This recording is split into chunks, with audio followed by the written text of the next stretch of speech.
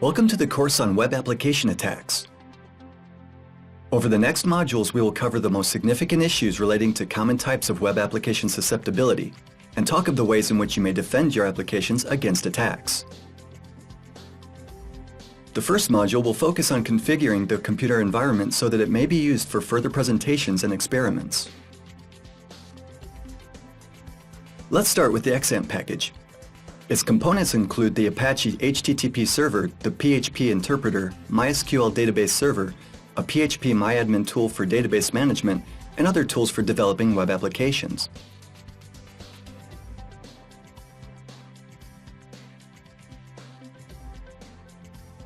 We will use the Firefox web browser and find the XAMPP package.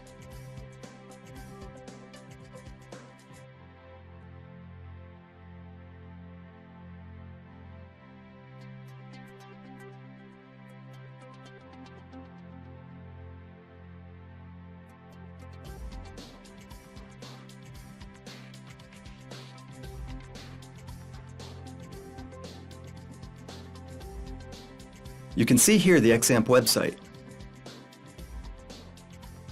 Select the Windows installation version.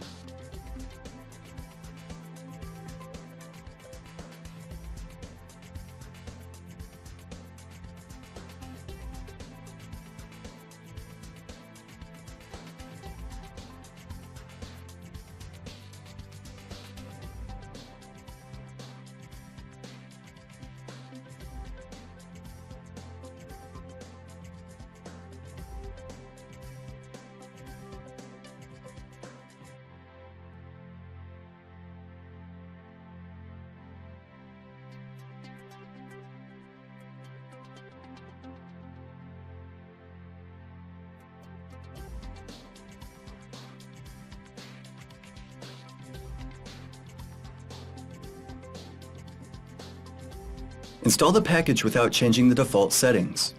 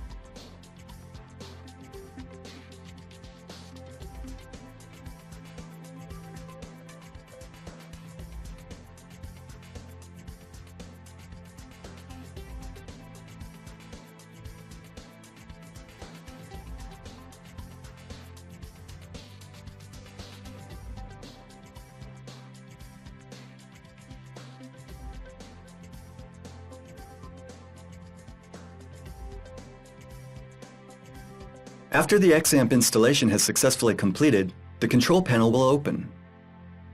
It serves as a tool to manage the individual components of the package.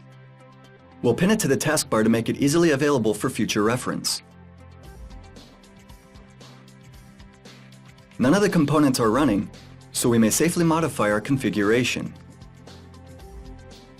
To support the editing of text files, install the free syntax highlighting text editor Notepad++. Its features include system shell integration, which makes possible the editing of files through selecting options from the context menu for each file.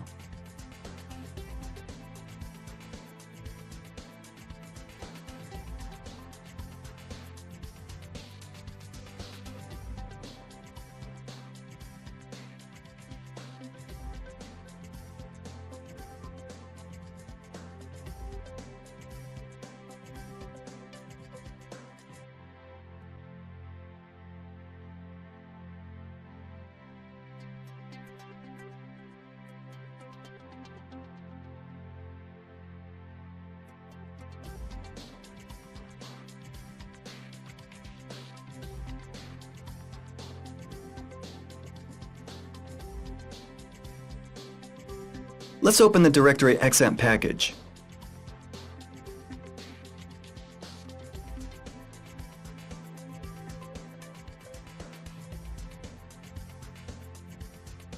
In Apache/conf, you will find the file httpd.conf, which contains the configuration for Apache.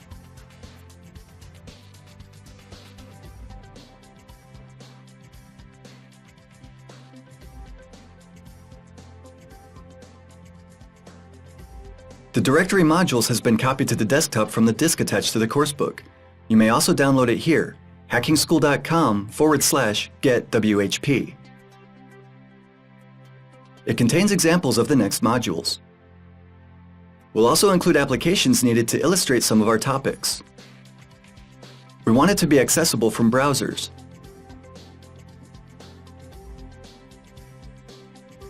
The configuration file contains the section Directory. It indicates to Apache the presence of a folder and sets access options for each folder.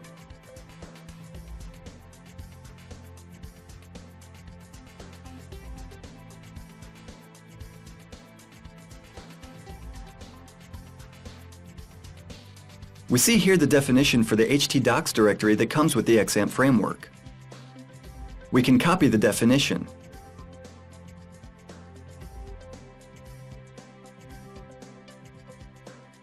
Let's now copy the full path to modules and paste it to the copied directory definition.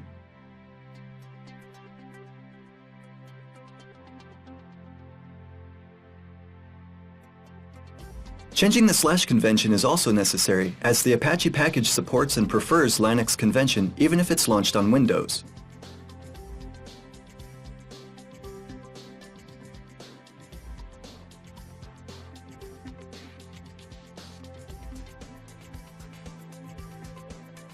We must now logically define the relationship between the path entered in the browser and the defined directory. For this purpose, use the command alias.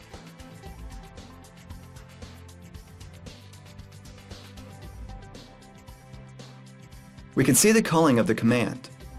Let's redirect modules to the security directory.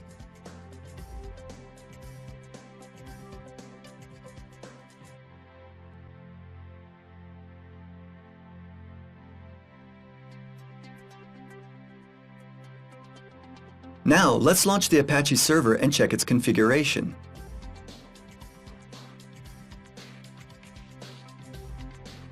Next, start the MySQL server.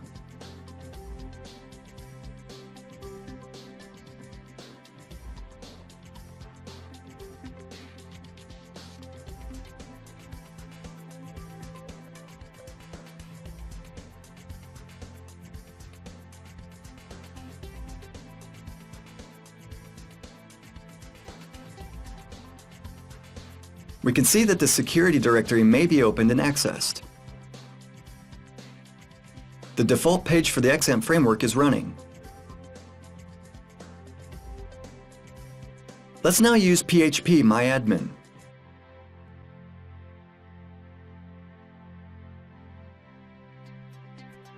Add a test user with access to the local host.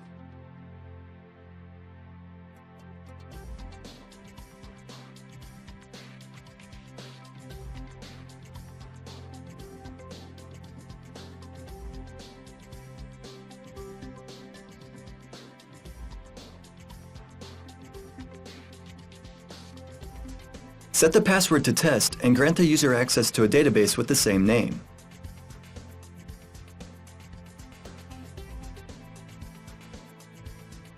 All the basic access privileges are granted to the user.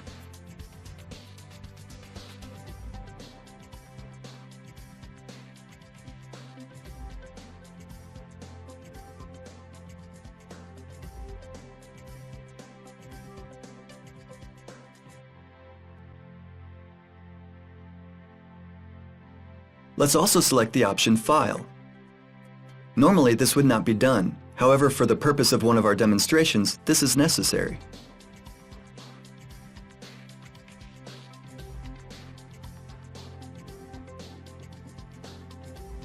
The user has been added correctly.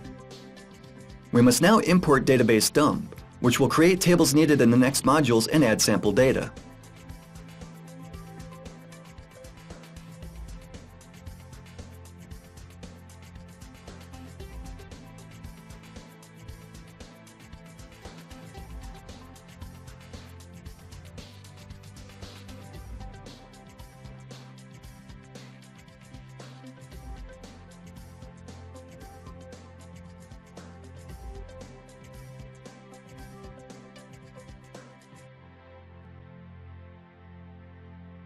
Let's now install the Hijacking Advanced SQL Injection Tool and create a shortcut in the directory of Module 20.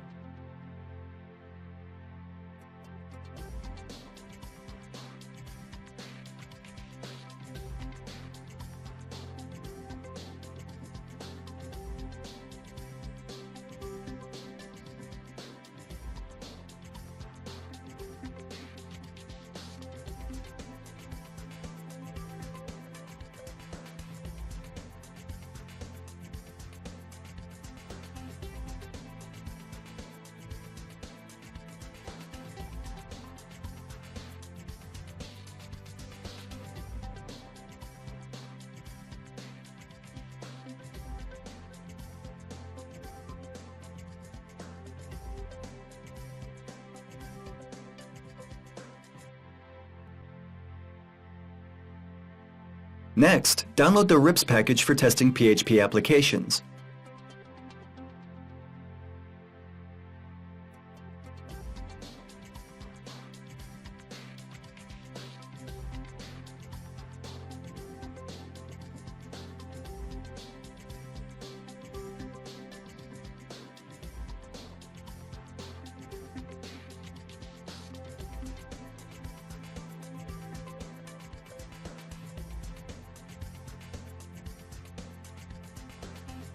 Extract it to the directory of Module 20.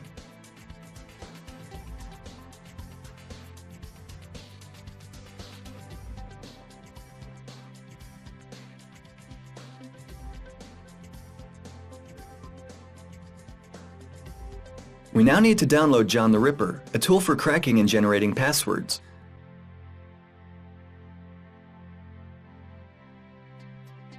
Extract the Windows version to the right folder.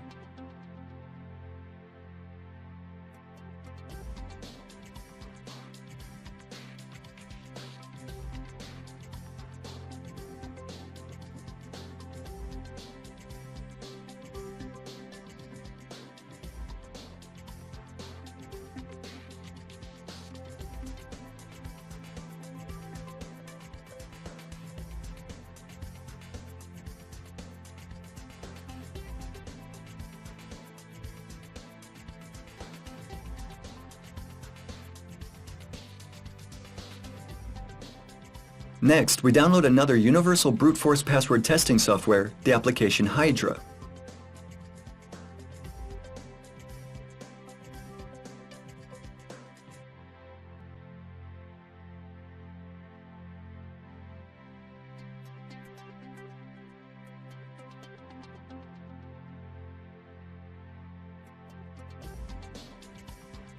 The software is released as source code, which needs to be extracted to a folder of the right module.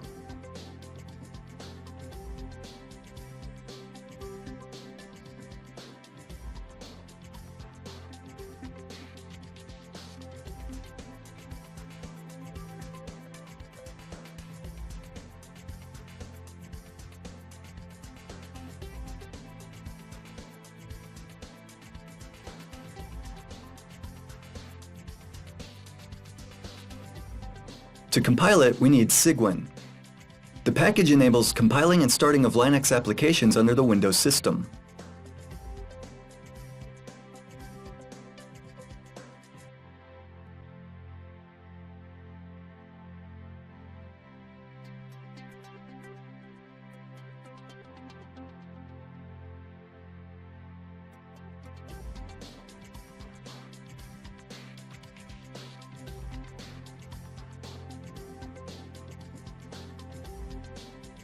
Use the default installation options.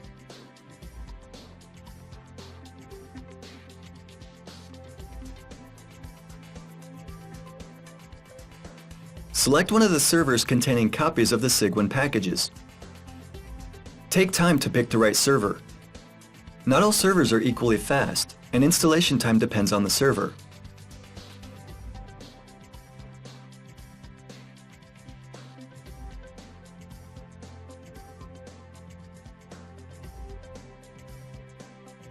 The packages we need to install are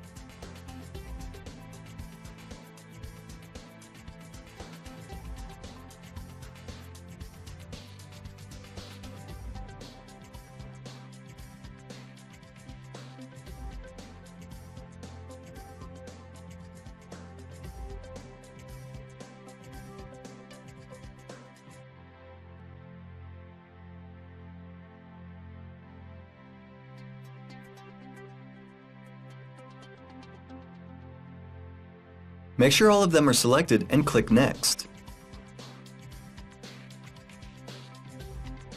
The installation of the Cygwin package depends on our internet connection and hard disk. This may last quite long, so don't be discouraged.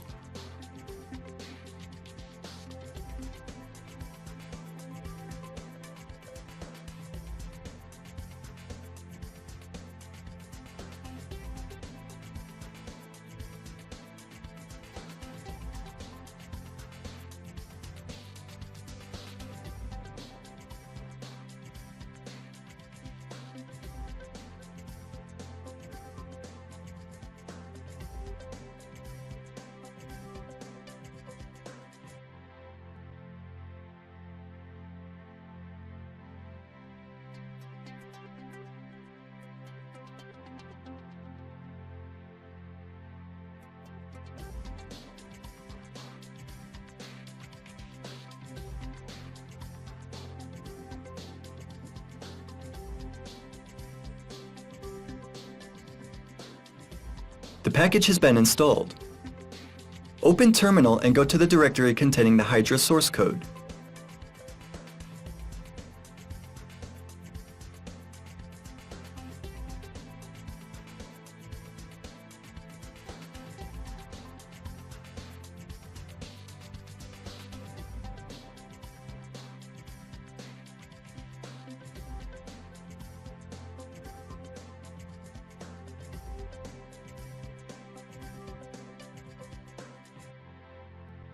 Launch the command configure so that the installation script can check whether the necessary libraries have been installed.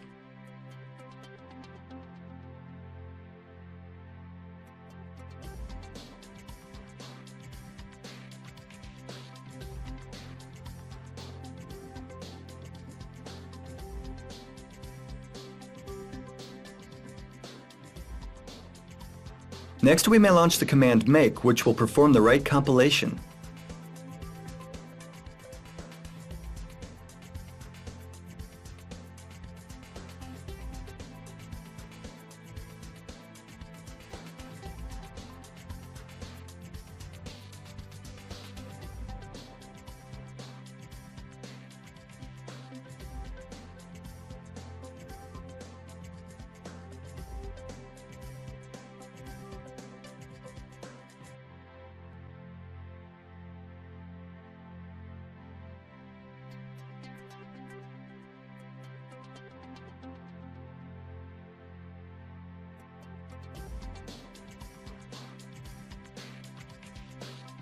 After the compilation, copy the binary file to the right directory.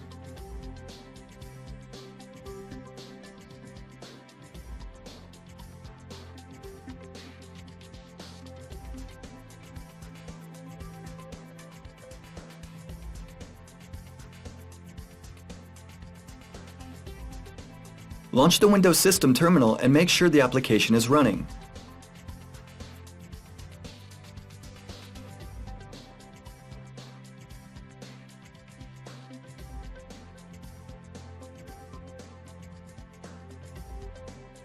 As we can see, the application needs several libraries that are components of the Cygwin package. They must be placed in the directory containing the binary file of our application.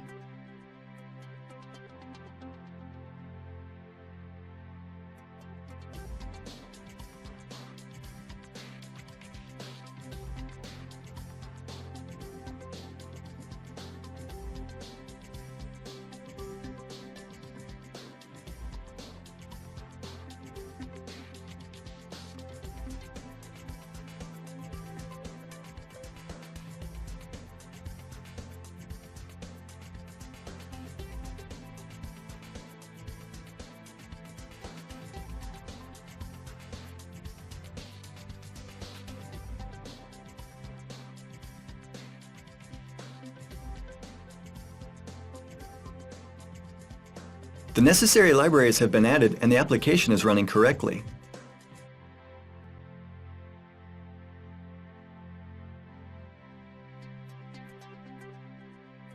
In this way, we've made the environment ready for work and other experiments. Thank you for your attention and see you in Module 2, which discusses the data hiding method.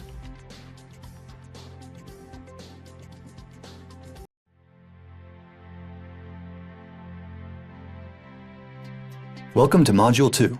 This module is designed as an introduction to data hiding. What specifically is data hiding?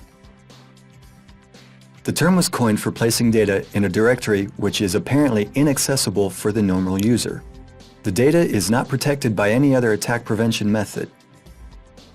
The only security offered by data hiding is its apparent obscurity. The exact location of the data is unknown. What could go wrong? As we can easily imagine, data hiding is far from safe. Anyone who discovers the directories, either intentionally or by accident, may access hidden confidential data. We may compare data hiding to burying a treasure in your backyard. If someone knows the treasure is there, or discovers it purely by accident, they may dig it up and take it. The same may be said of web applications. If we hide data in this way, and by hiding, we simply mean the links aren't viewable or published, the information is still not safe. Data hiding is very often used in conjunction with the robots.txt file. The robots protocol prevents web robots used by search engines from accidentally indexing or categorizing data we'd like them to ignore. Here's what the file could look like.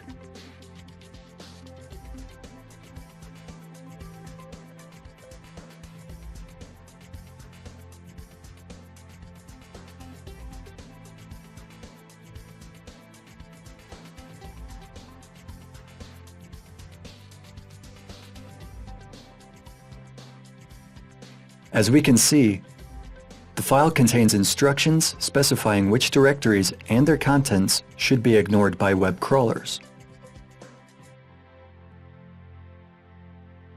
Unfortunately, the file is quite often used to describe locations containing confidential website data.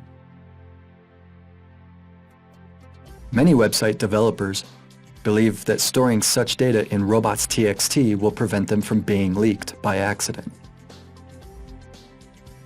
Robots.txt is purely informative, relying on bots to cooperate and honor the instruction to not index specified directories. It is, however, not taken into account by web servers.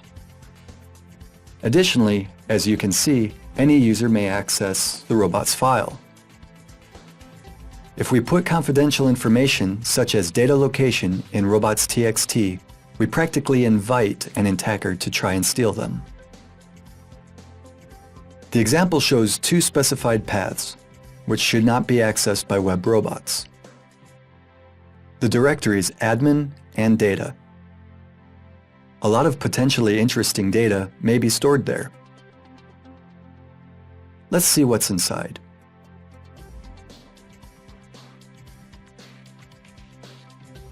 As we can see, after we have typed in the path, a page opens. We may browse it freely. This is the essence of the data hiding process. The method doesn't give you a link to the page, but if its location becomes known, it may be accessed without trouble. It's the same for the other directory.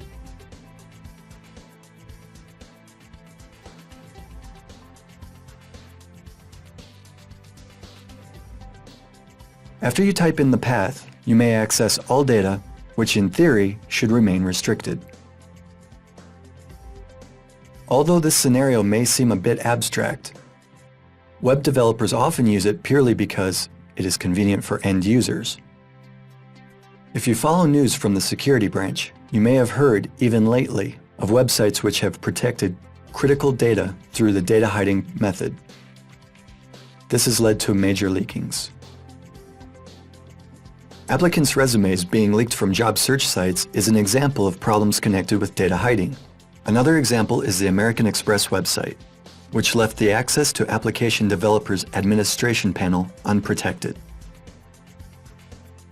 By and large, data hiding is not a safe attack prevention method. Remember that confidential data must be secured with an authorization scheme. Don't simply rely on robots.txt. The file does not give you a lot of security and may just become the hole through which an attacker slips in. This is all for now. Thank you for your attention and see you in Module 3, which will talk about how web applications may be affected by brute force and dictionary attacks.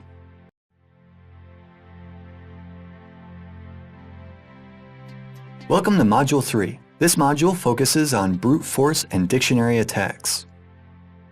These types of attacks are the easiest form of targeting web applications. They consist of checking all possible rule-based or dictionary combinations of logins and passwords. Cracking the password may not take a lot of time, so in practice, these types of attacks are often unsuccessful. The HTTP auth scheme is the first authorization method that may be exploited for attack. It is implemented in all web browsers, and virtually all web servers enable setting it in an easy way.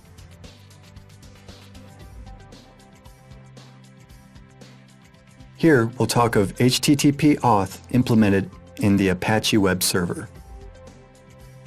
The core of this scheme is htaccess, a file used for many purposes, including HTTP authorization. If you store it in a directory accessed by a web server, all the files contained in the directory will become protected with the user ID and password.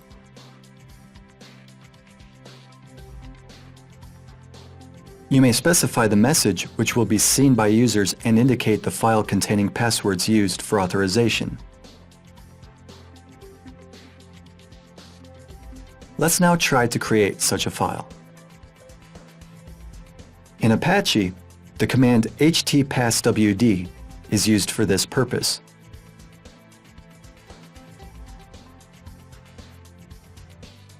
Here you may see the syntax for calling the command.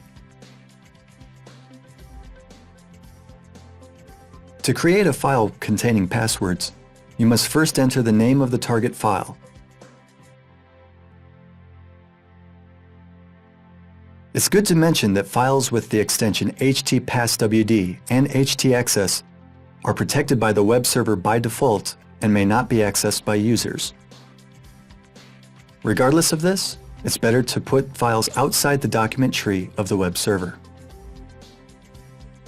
Next, we enter the username and password. Our password here is 1234. The file has been created. Now let's see how this works in practice.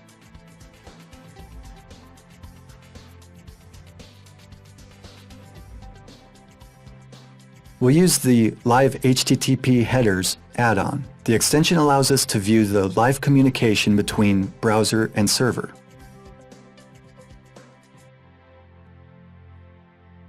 As we can see, the web server has a set special header, www authenticate, instructing the browser to authorize the user. First, we'll enter an incorrect password.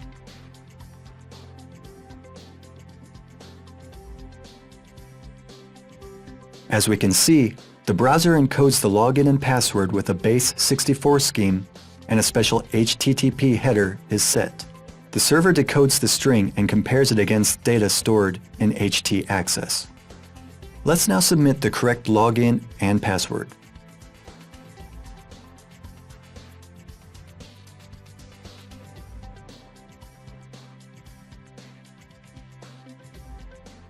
As we can see, this time the authorization is successful. Browsers remember requests for authorization and the provided data. The information is transported automatically with each attempt to access protected resources. Because of this, no further authorization will be needed. Let's now try to launch an attack targeted at this authorization scheme. To do this, we'll use Hydra, an application that enables dictionary attacking of a variety of utilities, including the HTTP auth scheme and web forms.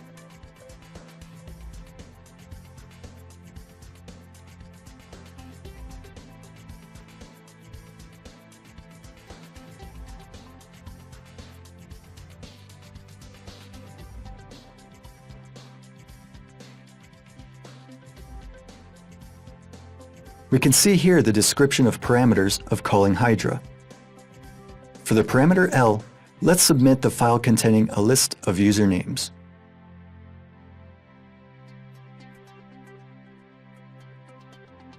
Let's see what these dictionaries look like. They are simply a list of words which may constitute usernames or possible passwords. We can also see that the files include our login and password.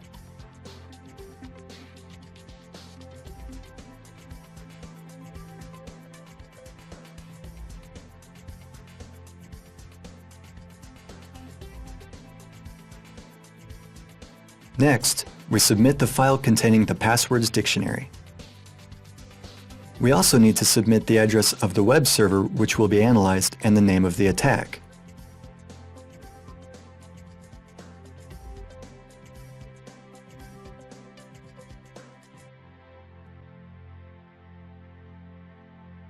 Next, as a method parameter, we submit the path to resources which require such authorization.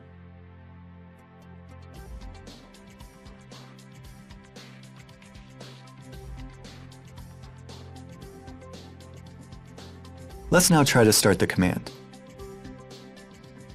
As we can see, the sample attack has been successful.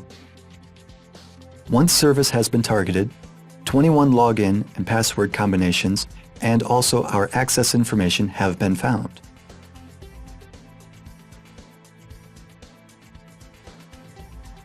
It may be worth it to take note of another authorization scheme.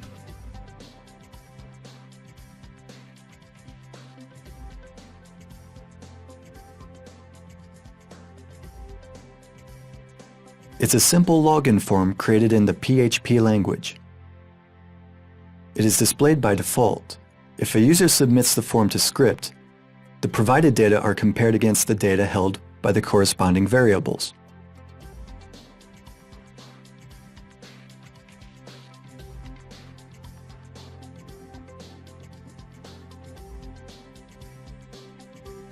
To log in, the user must type the username admin and the password root.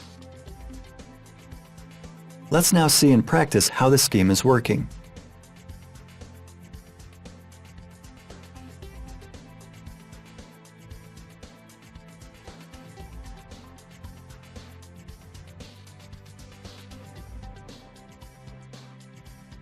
Submitting incorrect login and password will cause the message error to be displayed. If the correct information is given, the message logged in may be seen. Now we'll find out how Hydra may be used to launch an experimental attack on the form.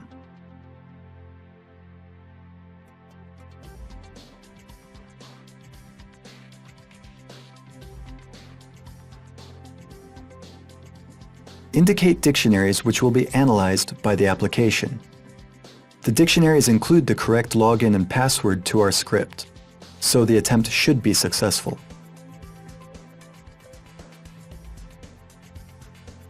Here, the server name must also be given.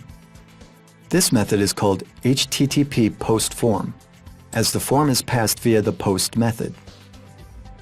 Method parameters are the form's address, data string, and the message displayed with each failed login attempt.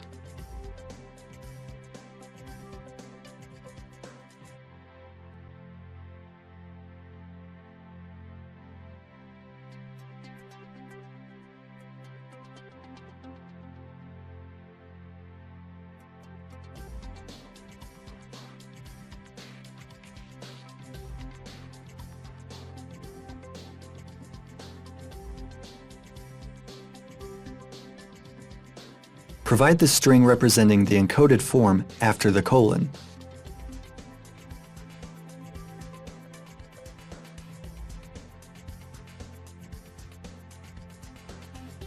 The value user is changed to logins selected by the application.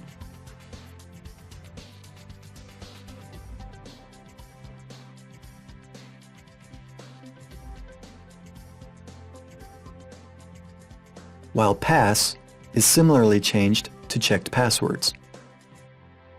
We also need to pass the field, go field, which is used for logging in.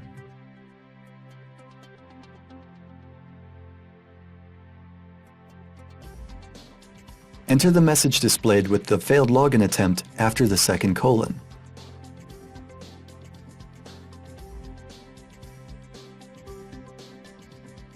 Let's see how this command will work.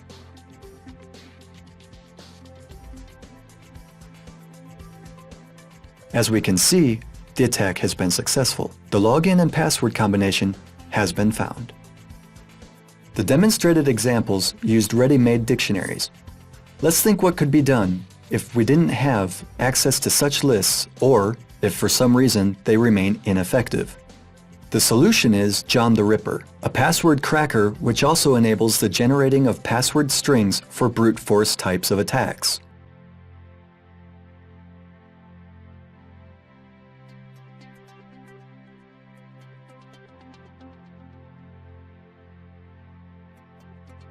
The John MMX version is faster as it utilizes special processor instructions. While it may be quite aged, the application is still fully functional.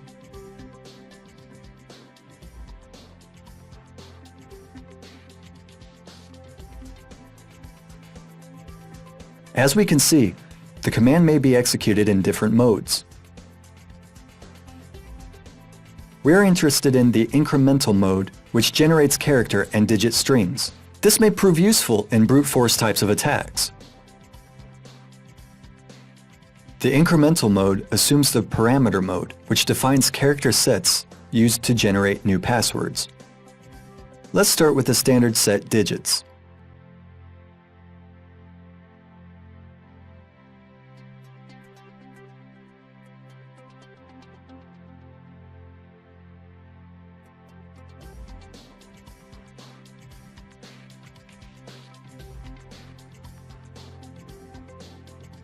You must add the parameter stdout to write the generated passwords to standard output. Alphanumeric characters is the second mode.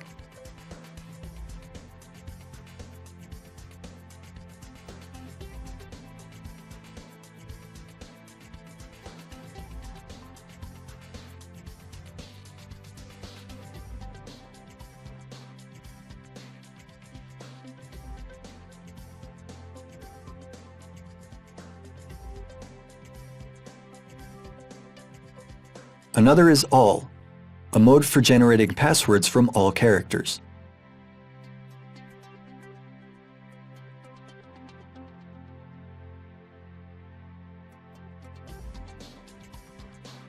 Generated passwords are passed to a standard output, although they may be redirected to a file to generate a dictionary. The dictionary may in turn be used as a parameter of calling Hydra.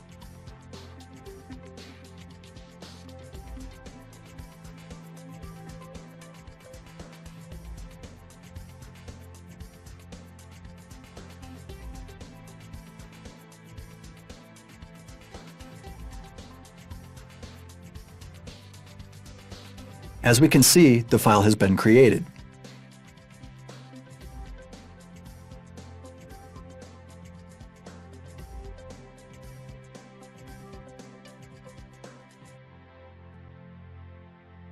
So how can we protect ourselves against these threats? The first and most significant solution is to force users to use strong passwords.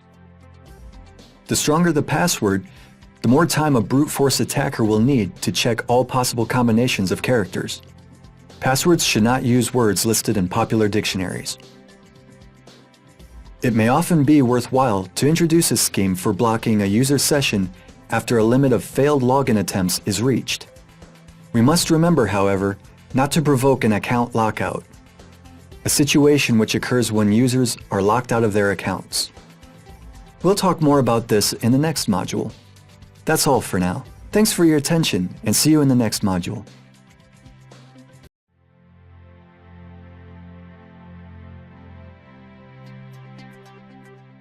Welcome to Module 4 of our course. This module will focus on account lockout vulnerability. We'll start with helping you understand the core of this concept.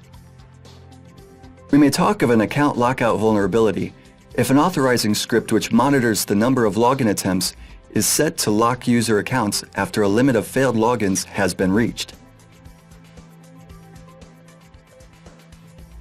If an account is blocked without blocking the IP address used for attempted logins, a potential attacker, who has obtained a username and attempts to log into its corresponding account, may exploit this by blocking the account of a normal user. The attack results in a denial of service and may cause users additional problems.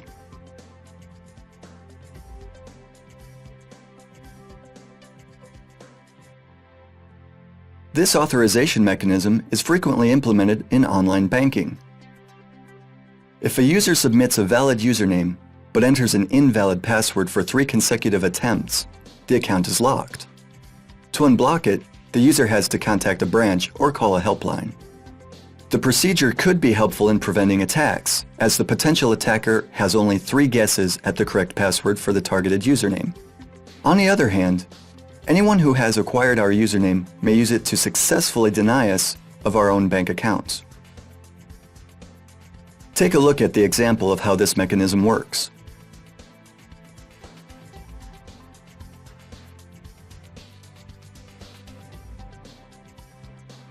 We can see here a simple website created in PHP. The site employs a simple database-based login mechanism. As we can see, a PHP session mechanism is being utilized here. We're connecting to a database. Let's see if the session has successfully started. If it has, load information from the database on whether the account is locked. If it is, simply stop the execution of the script.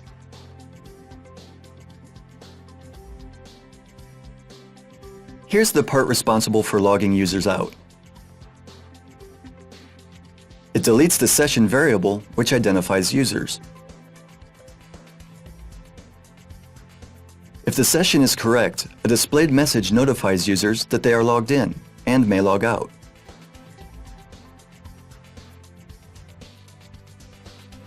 If the session fails, a login form will be displayed.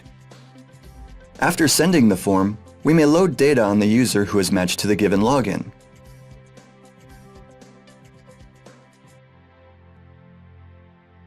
If we manage to obtain the information, it is processed further. But more on this later. If we're not successful, an error message appears.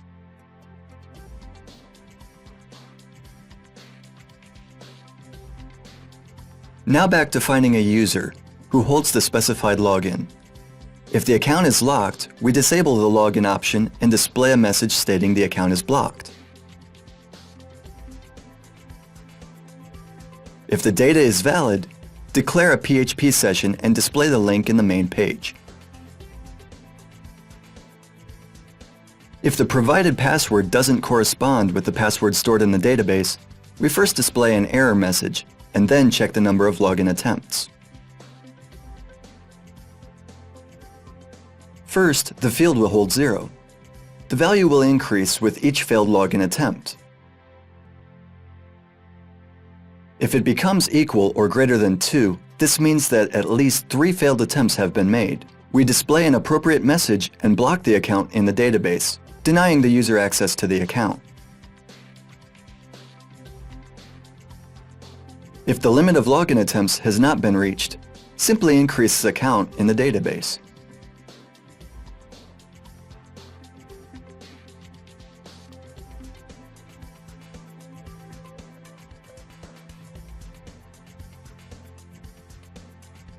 As we can see, IP address and special cookies are not checked here, which means that the account will be locked without regard to the computer used for login attempts.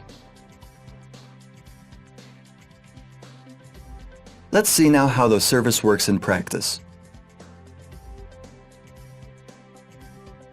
For the purpose of this example, a user admin has been added to the database. The password is test. Let's try to log in using these credentials.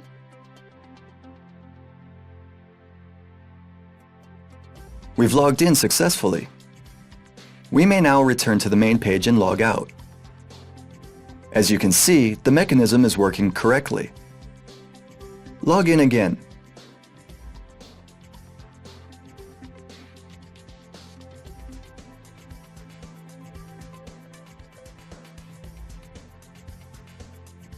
Refreshing the page will display a message stating the user is logged in successfully. But let's see what a potential hacker could do with this situation.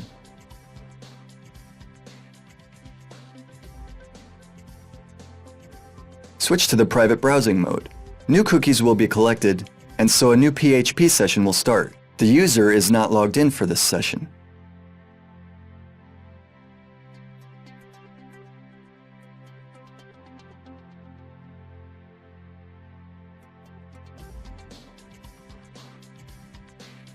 The page opens and, as we've predicted, we're no longer logged in. Let's try to imagine how an attacker could exploit this situation.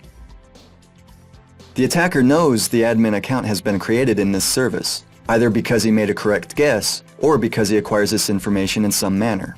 Now submit an invalid password.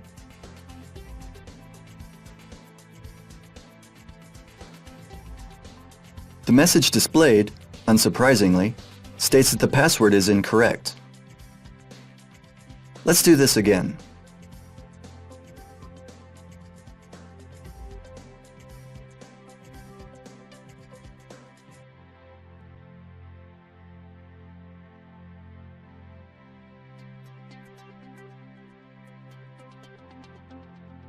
After the third failed login attempt, the message states that the account is blocked and the user must contact an administrator. This means that the attacker won't be able to try new passwords. The same message will display each subsequent login attempt. Let's see if this will happen. As we can see, the account is locked. Let's find out how this affects a user who is already logged into a service. Switch off Firefox's private browsing. We're back in the previous session. As you can see, the account has been locked. The session exists in the system, but the database stores information that the user is blocked. We can see that this mechanism could be a source of problems for normal users. A potential attacker could block a user account knowing only the login, and this information is frequently explicitly displayed on websites. All it takes to block a user is to submit several incorrect passwords. If this mechanism is implemented, for example, in an online auction service, an attacker could temporarily prevent the user from bidding in an auction. How can we prevent this attack? Blocking the computer used for failed login attempts is a better alternative to locking users out of accounts. This could be achieved, for example, by tracking and banning an attacking computer's IP address. There's little chance of the attacker and targeted user sharing the same IP address, and on the upside, this approach prevents normal users from experiencing problems, while we're still able to thwart brute force attacks on our service.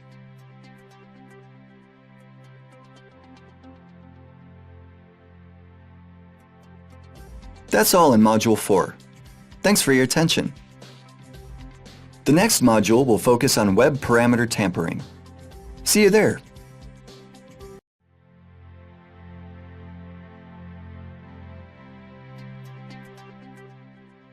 Welcome to Module 5 of our course. In this module, we'll discuss web parameter tampering attacks. These types of hacking events occur when manipulated parameters are passed to script, for example through GET or POST, and affect the functioning of a service and lead to unpredicted script reactions.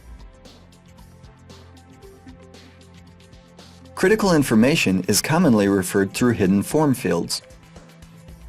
This is especially true of web applications integrated with external payment gateways. A malicious user may exploit this occurrence by intentionally modifying transferred data. If the information is not verified server-side, the functioning of an application could be affected. Let's take a look at a sample script designed to illustrate this problem.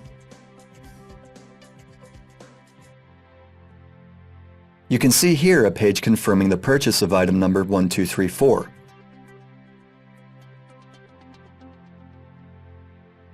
After clicking Confirm, the purchase will be executed, and a confirmation message will be displayed with the transaction price.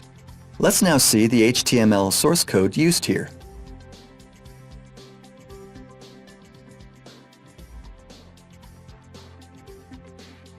As you can see, a form is generated which contains an item identifier, and surprisingly, item price. Let's try to change the values passed in the form. For this purpose, we'll use the Live HTTP Headers add-on. First, we need to intercept an HTTP request to the service and use the replay function to change the query and alter the values of the referred parameters.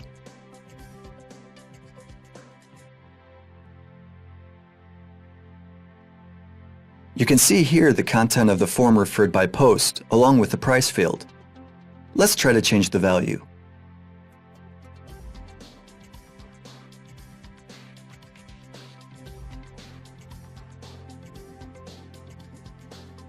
As we can see, the price displayed by the script has been changed.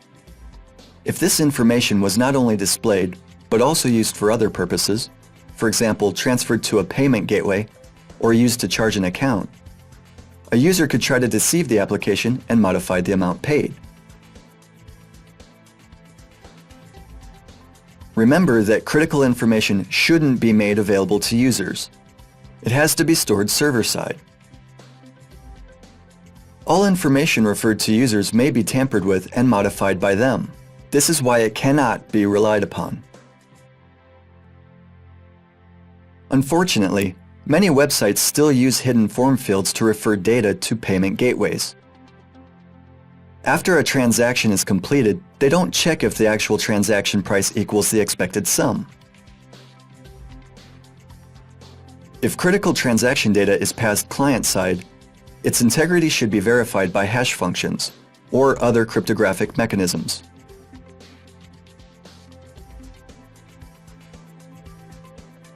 That's all in Module 5. Thanks for your attention. In the next module, we'll focus on the path and information disclosure vulnerabilities. See you there.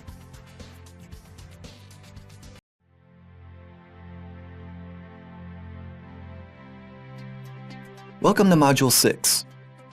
In this module, we'll talk about the path and information disclosure vulnerabilities. The vulnerability occurs when an incorrect script execution returns an error on a website, which reveals too much information to visitors.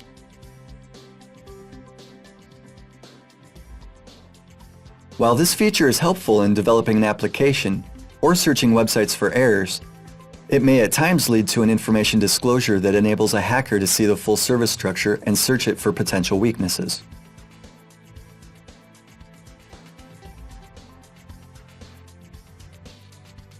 Let's see a sample script which illustrates the problem.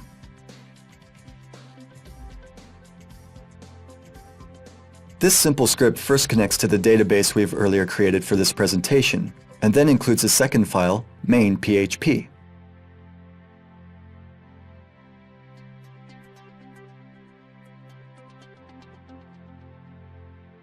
User input entered into the file is used to generate an SQL query that loads articles from the database. If the query is successful, the site will display the article. If it fails, the site displays an error message containing the SQL query which provoked the error. This might be helpful while building web applications. When visitors find errors, they can report it to administrators, making website building easier and faster. Unfortunately, a potential attacker may use the disclosed information to exploit other application vulnerabilities. Let's now see in practice how the script works.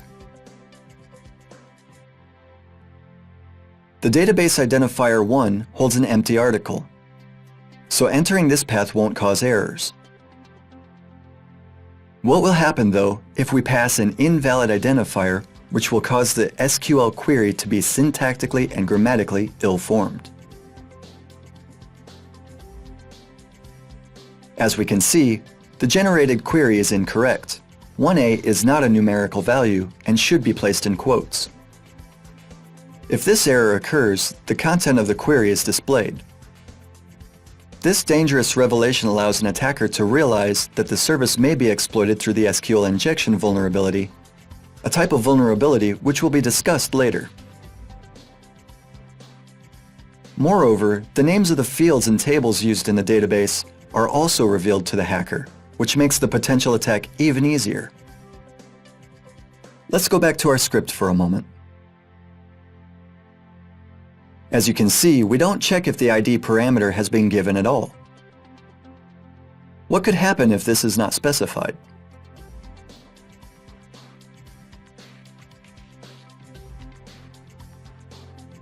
It turns out that the PHP interpreter has returned more error notices. The messages disclose the number of the line which contains the error and file name in the full path.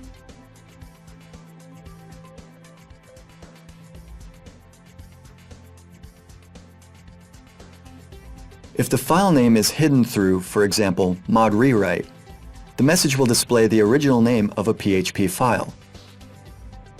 This exploit may also reveal the service structure with directories and, above all, disclose the path to the directory containing our web application. This could be exploited through a path traversal or PHP injection attack. As these types of data could be very useful for a potential hacker, it's essential to avoid information disclosure.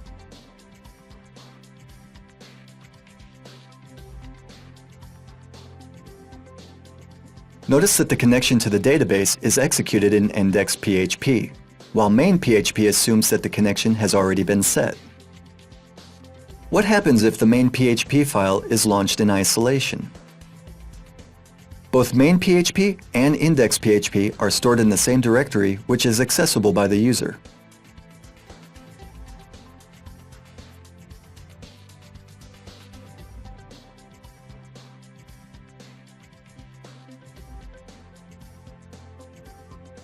As we can see, the execution of the script is not successful here, as the connection to the database has not been set. This results in more error notices. Let's think of how we may protect ourselves from these types of vulnerabilities and reduce the amount of output data when an error occurs. We may go back to the incorrect query discussed earlier.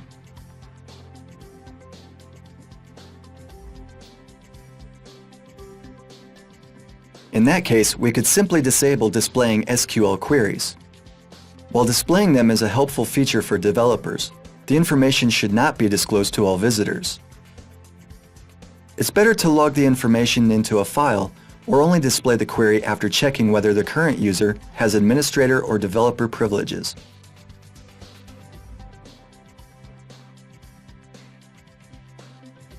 As you can see, the message has not been displayed now.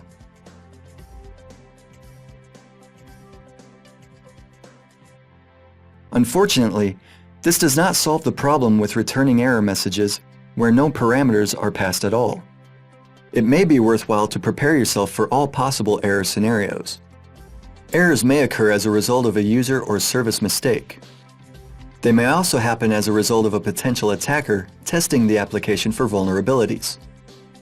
In such cases, our script could be called in a way which is not originally provided for. This is why it's useful to protect the application against at least several obvious problems. In this case, we could configure the script to check if a parameter has actually been given. The isSet function audits whether a given variable or identifier has been set. If it has not been set, an error is not returned. Instead, the value false is returned.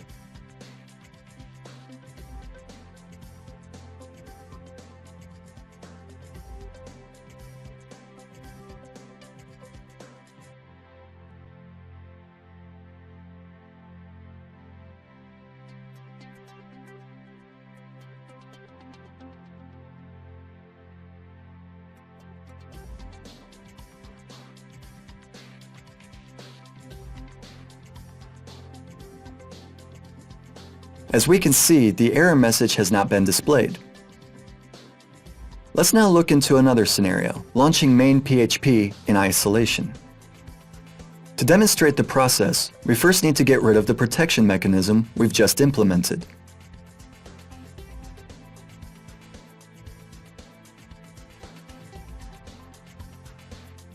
As we can see, error messages are being displayed. We need to make sure that main PHP won't be launched in isolation.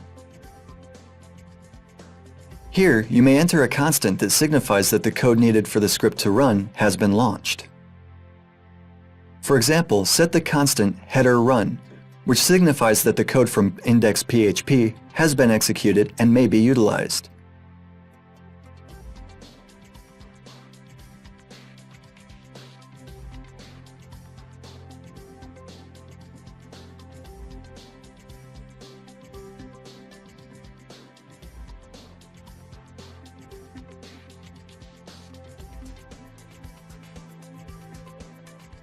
The constant will be set in main PHP only if the file is included from within index.php.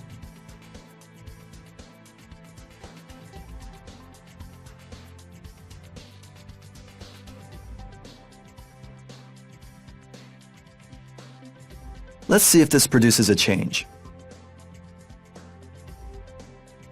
As you can see, main PHP has not been executed at all in this case. We could also prevent the attack in another way.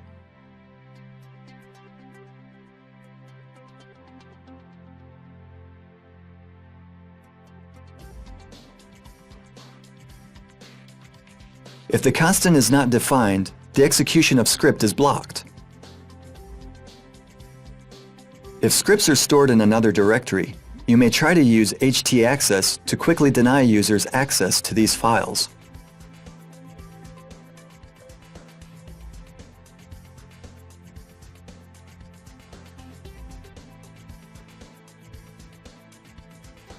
Reporting errors is also managed by the php ini configuration file.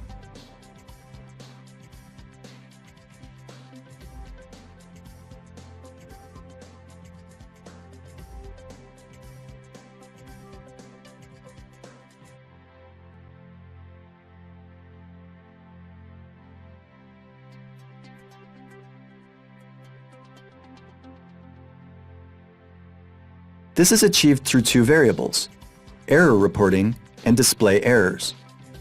Error reporting defines the types of errors which will be reported, while display error disables or enables displaying errors. If it is set to off, errors will not be reported. Let's switch it off.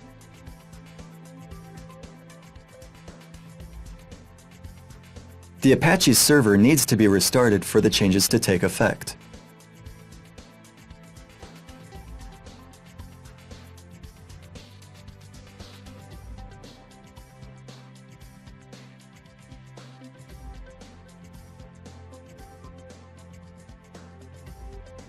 Okay, as we can see, the code does not display errors. That's all in Module 6.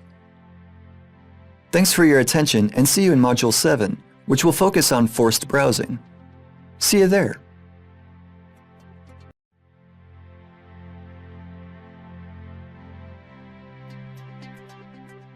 Welcome to Module 7. In this part of the course, we'll introduce you to the concept of forced browsing.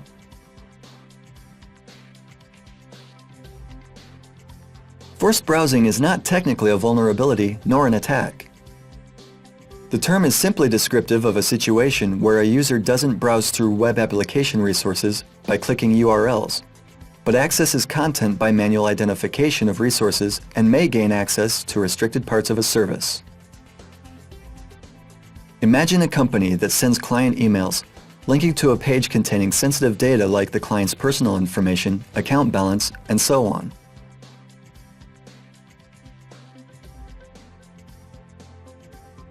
This could look something like this. What's immediately striking is the identifier contained in the path.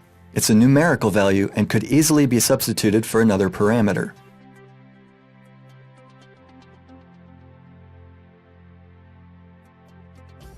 As you can see, changing this parameter will display private information of another client. This could constitute a breach of the Personal Data Protection Act or lead to the leaking of valuable personal data of the company's clients. Another instance of forced browsing is the identification of vital service directories which store libraries, configuration files, and other files used to dynamically generate content.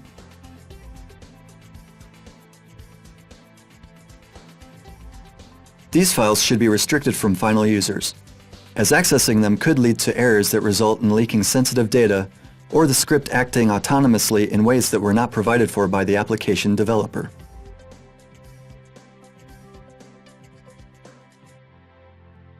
If access to these files is not authorized in any way, forced browsing may also constitute an example of data hiding.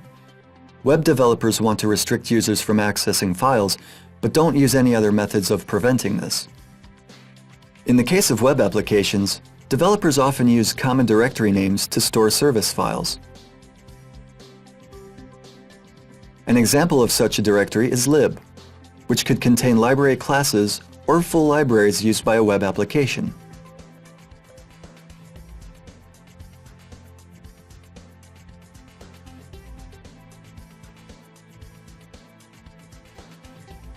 Another directory is classes. You can also see here unsecured files, which, in isolation, could lead to displaying errors. Other examples are include and includes.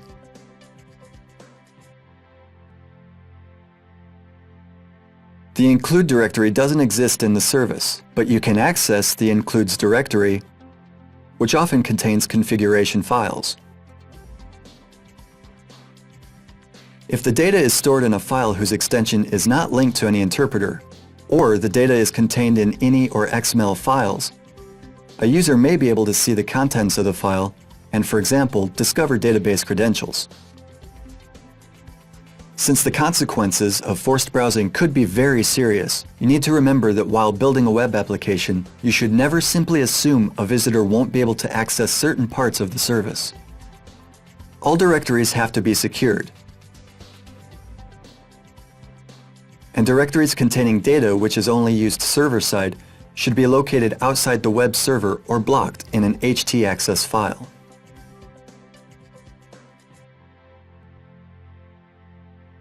You also need to remember that incorrect file extensions could lead to the leaking of crucial data, like configurations or service source code.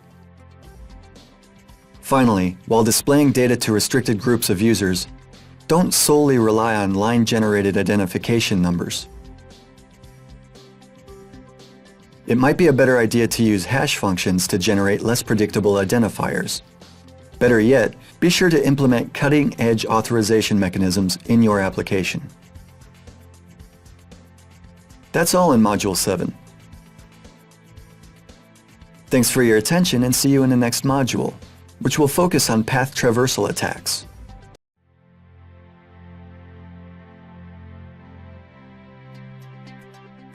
Welcome to Module 8 of our course. In this module, we'll focus on path traversal. A path traversal vulnerability occurs where a user may alter the parameters referred to a web application to determine which files could be loaded by the application.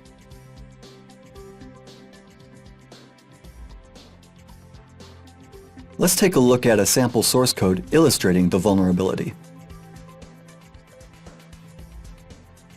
You can see here a simple website created in PHP. The contents of the subpage are loaded from a file stored outside the web root directory. As we can see, get is used to pass the name of the file which will be displayed. The file get contents function retrieves the content of the file but doesn't parse it. Notice that an attacker is able to freely manipulate the name of the file which will be displayed by the application. We can see here a website which is working normally.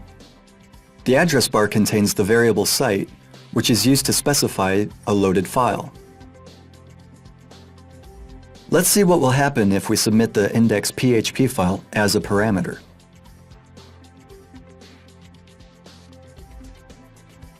Take a look at the source code of the page. We can see here the source code of index.php.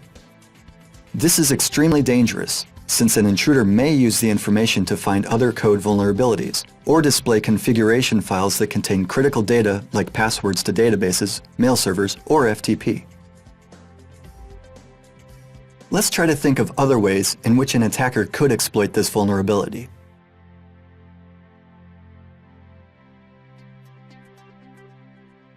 Insert the name of a non-existing file. The returned error information contains the full path to the page file. This is an example of a path disclosure vulnerability, which was discussed earlier.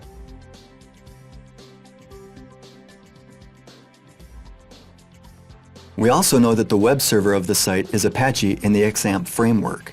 This helps us guess the location of the PHP ini.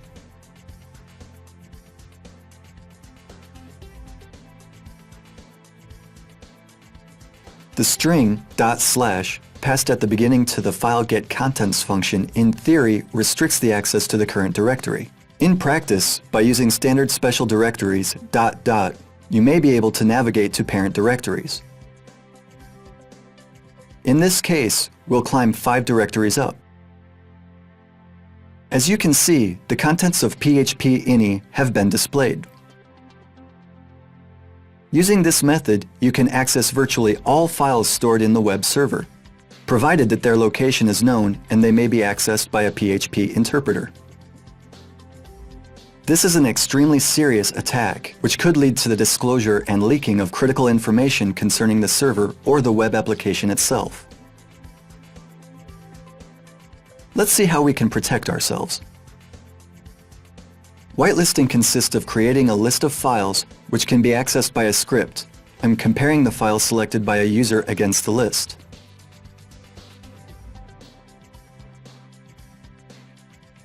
Another form of whitelisting is specifying the characters expected to be present in the inputted file name. If a user-provided parameter doesn't conform to the specifications of the whitelist, the file will not be read. Unfortunately, this solution is either impossible to implement or simply impractical.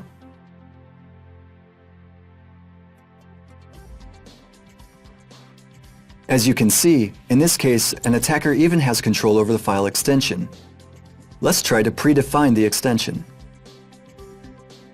We'll modify the existing instances.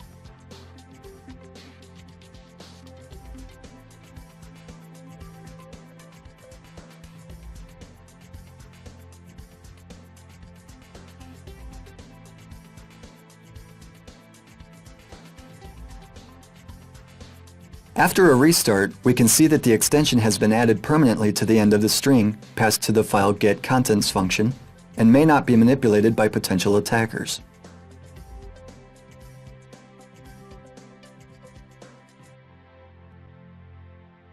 In PHP editions older than 5.5.3, it was possible to pass the end of string marker %00, which was included without validation in the string passed to file get's contents.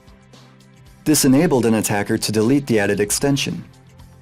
The problem has been solved in newer versions of PHP.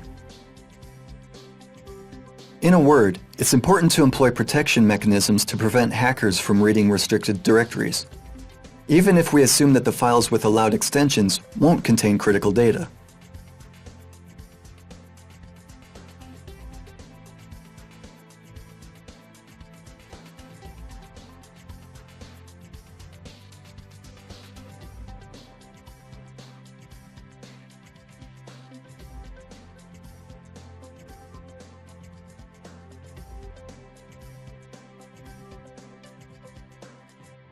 Filtering out the dot and dot/ characters may also be useful. Let's now try to implement this mechanism.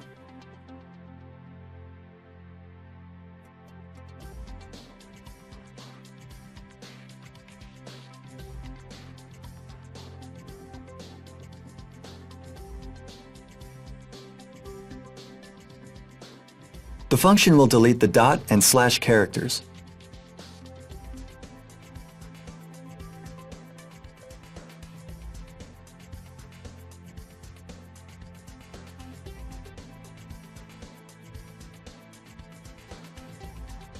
Let's see if this is enough as a security measure. As you can see, all dot and / characters have been deleted, which certainly makes it harder for potential hackers to attack our application.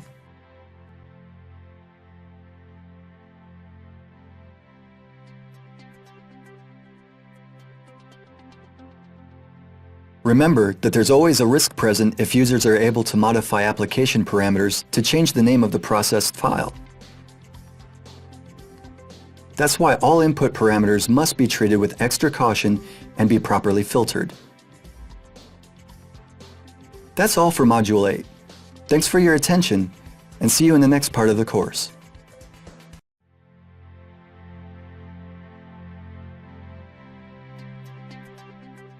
Welcome to Module 10. In this part, we'll talk about the Web Parameter Delimiter vulnerability. This vulnerability occurs where a website utilizes a simple text file instead of a database for storing data server-side, and where the text file separates data with a specified delimiter.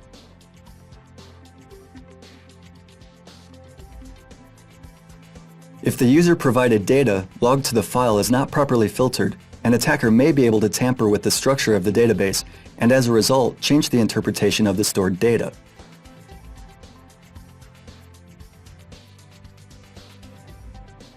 Take a look at this sample code of a website designed to illustrate the problem.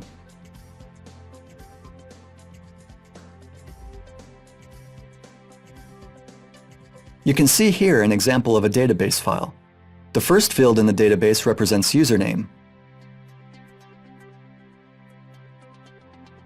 The second field represents password, the third, email address, and the fourth field specifies a user type, a user with administrator privileges or normal user.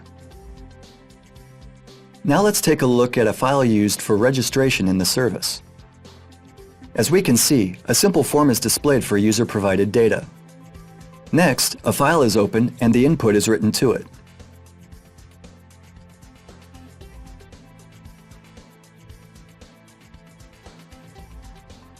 The data is separated with the same delimiter we've previously seen in our database. Finally, the field normal is added, which specifies the user has normal privileges. You can also see here a login script which loads the entered login and password. You can also see here a login script which loads the entered login and password. If the following login and passwords are entered, a database file will open. The file will be separated into more lines via the file function. The function explode separates each file line into different fields. The login and password provided by a user are compared against the stored credentials, and if matching data is found in a line, an appropriate message will be displayed. Next, user type is verified and reported. Let's see how this works in practice. You can see here a login form. Enter the login and password of an existing user.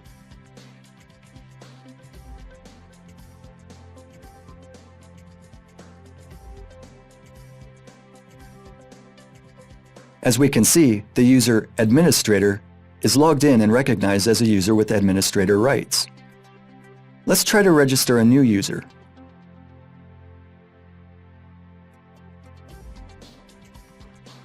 Use regular for the username and user for the password.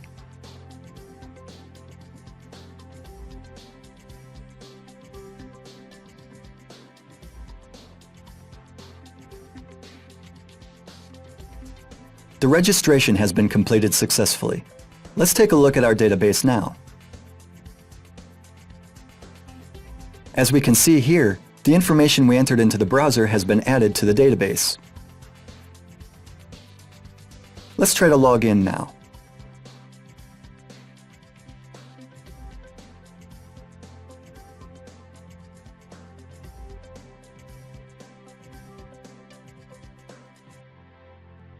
As we can see, the login is successful. Now let's go back to the registration form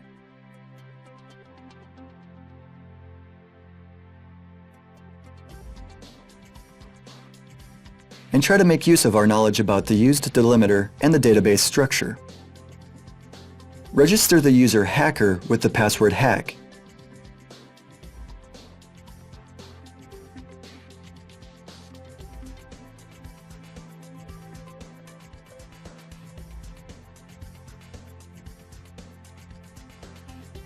And the following email address.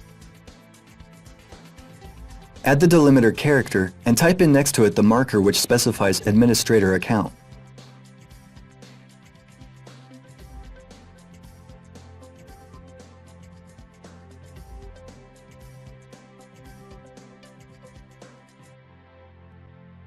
The registration is successful. Let's see what our database looks like now. As we can see, the data in the first fields has been logged normally. But other fields contain the added delimiter and injected administrator identifier.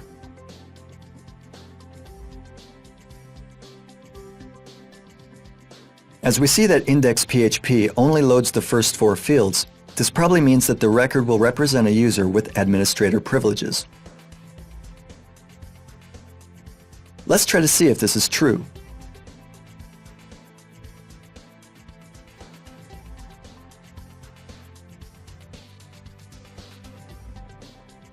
As we can see, the user is logged in and has administrator privileges. How can we protect ourselves against this attack?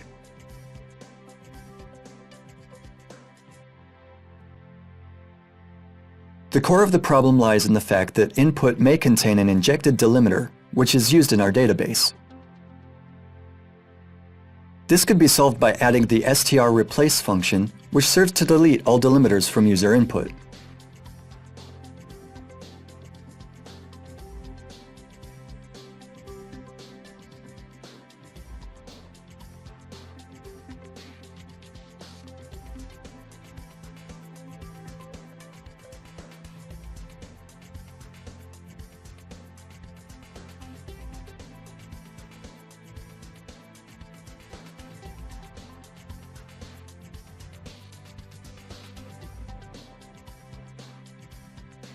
Let's register a second user now.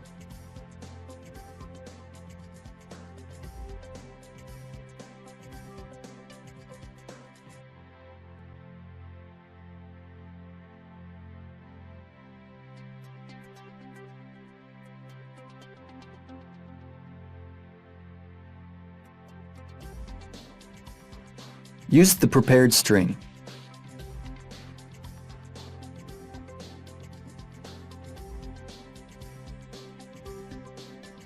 Let's take a look at the database now.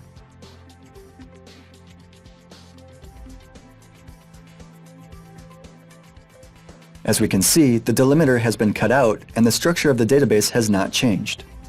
In order to confirm this, log into the service.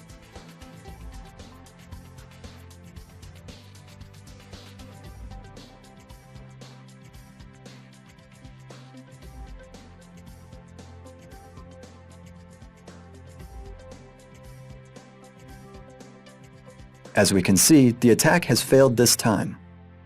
That's all in Module 10. In the next module, we'll focus on PHP injection. See you there.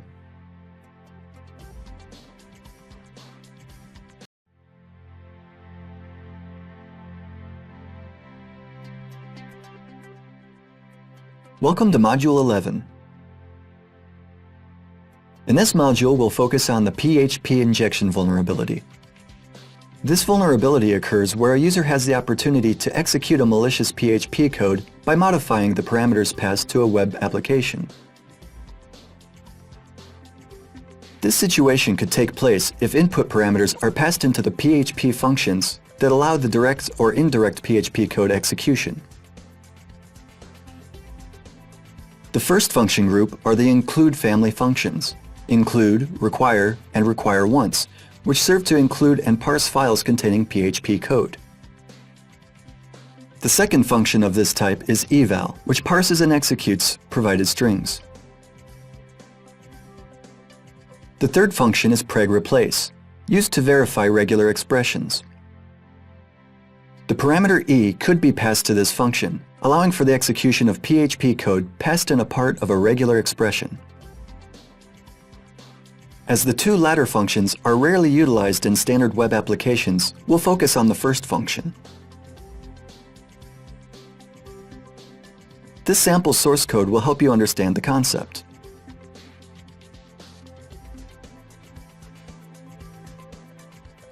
You can see here a simple PHP script which utilizes the user-provided variable site for specifying which page should be added to the include function.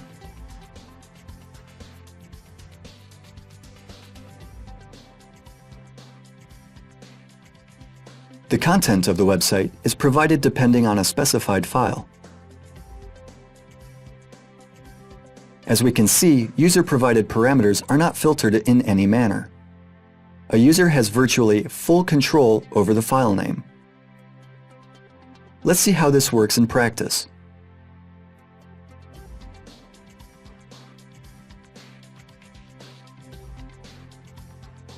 We can browse the website, and as we're doing so, the file names in the address bar are changing. Assume that a hacker has successfully uploaded a file which contains a PHP code to the server. Perhaps you're a bit skeptical. After all, uploading PHP files is certainly disallowed by the site, or the service doesn't accept any files from users. It's common, though, that websites allow users to upload avatars, pictures, and other image files. Let's see if an attacker can still smuggle in a malicious PHP code if files are checked for correct format.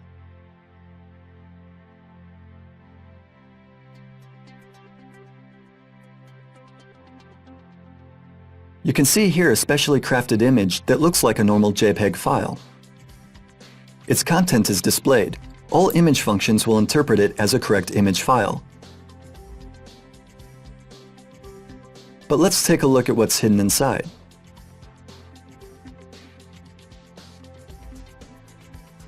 As we can see, PHP code has been embedded in the image.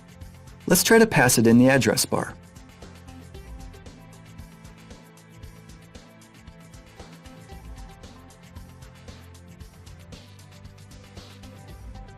As you can see, the script injected into the image has been executed.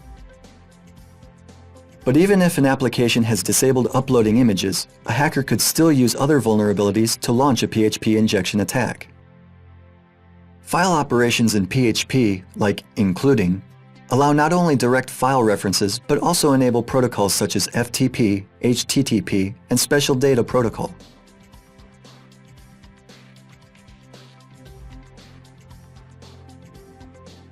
In the case of data protocol, it is possible to pass file content in protocol reference parameters since the file is generated on the spot. The data is encoded in base 64. Let's use an online encoder to generate an encoded string.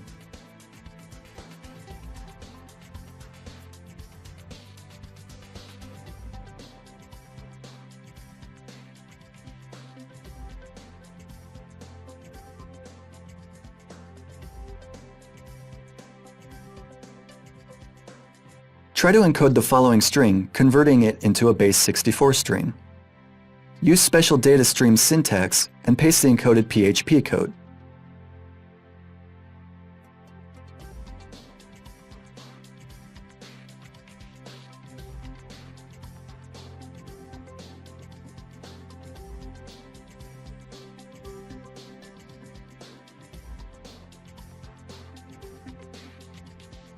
As we can see, the code has been executed. Let's try to think of how we can protect ourselves against this attack. The first solution is to modify the configuration of PHP ini.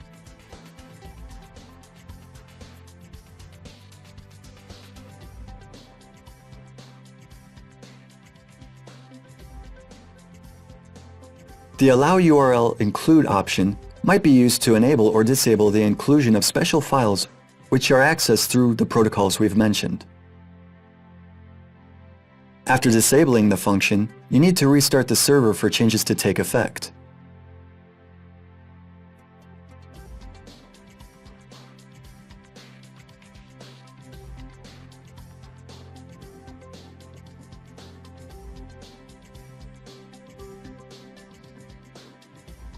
As you can see, this time the attack has failed because the options were disabled.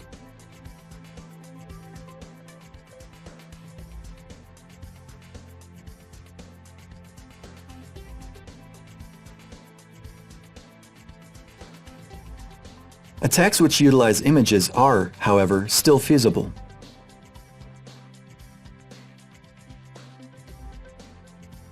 As you can see, the underlying cause of the problem is the fact that users practically have full control over the string passed to the include function. You can deal with this by adding static extensions to included files.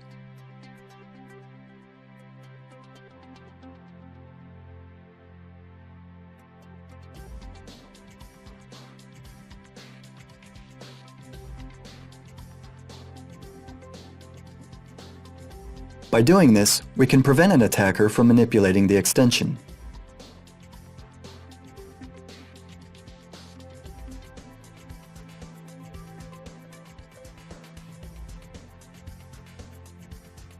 The image has not been included this time.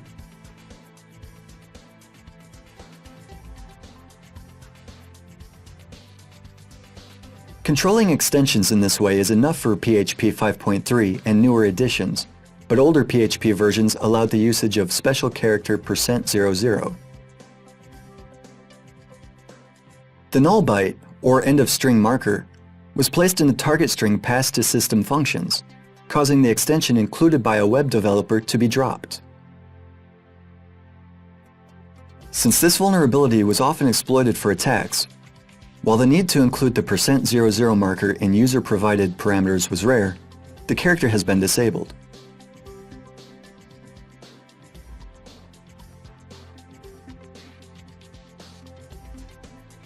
You can also specify a folder in which the function include will operate to prevent users from tampering with the beginnings of file names and disable special protocols.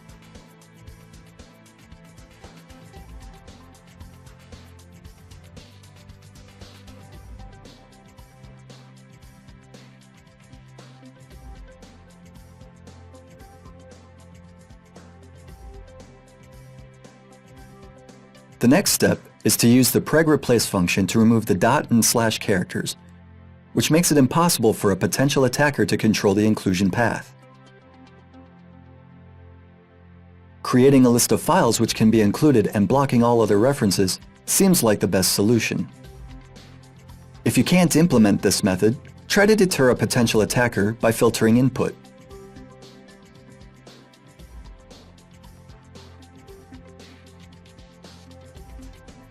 That's all in Module 11. Thank you for your attention and see you in the next module, which will cover the direct static code injection attack. See you there.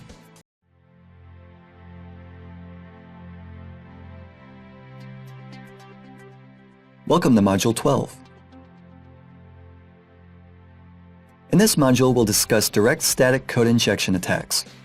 A direct static code injection vulnerability is a special instance of the PHP injection flaw.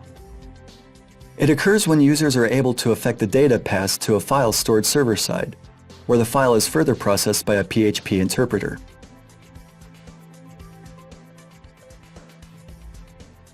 Let's take a look at an example designed to illustrate this. The file contains a simple script which logs visitor parameters. A file is opened server-side. Next, the script writes data to the files such as a user agent, session length, and IP address. Date and time is generated by a PHP interpreter, and IP address is referred by a web server, which means that both values will have a specified format. User agent, on the other hand, may hold any format. As you can see, the input is unfiltered and is logged directly to a file.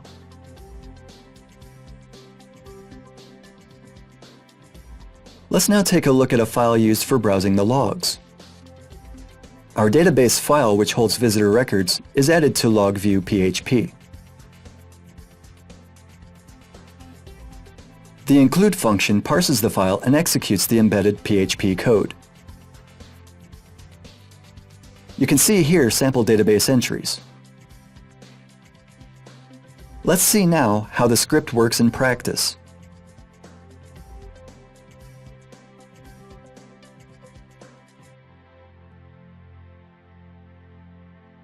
As you can see, the file has logged an entry which contains our session history, the IP address, session length, and user agent.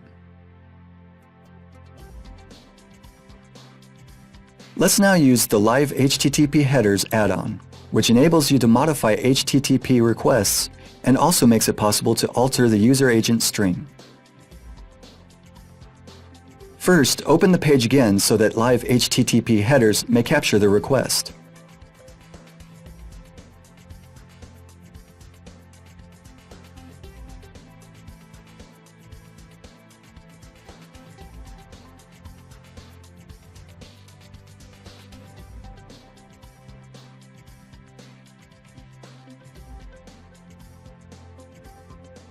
Generate a new request based on the captured query. As you can see, all data can be freely tampered with before it's sent to the web server, giving us a chance to manipulate the headers.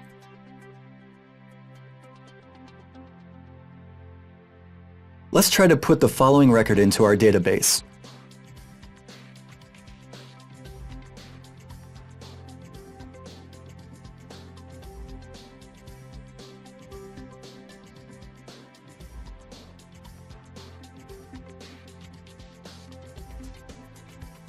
As you can see, no error message has been displayed. Let's take a look at the database. You can see here our PHP string.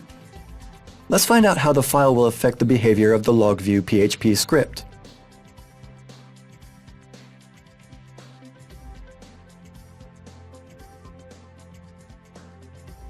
The injected PHP code has been executed as predicted.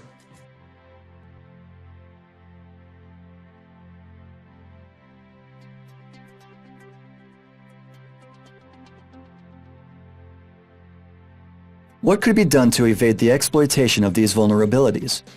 First, bear in mind that parameters like HTTP user agent are user input and cannot be relied upon, as they may hide malicious scripts. Second, remember that the include function is used for including files that contain PHP code. Since our intention here is only to display the contents of the file, the include function is non-essential. You could replace it with the echo file_get_contents call. Let's see how this affects the functioning of our script.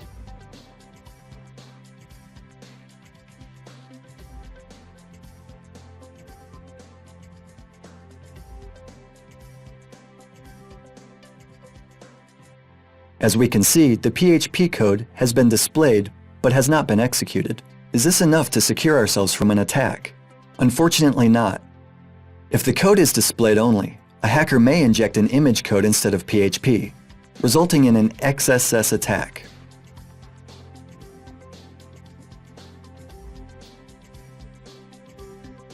Let's try to simulate this scenario.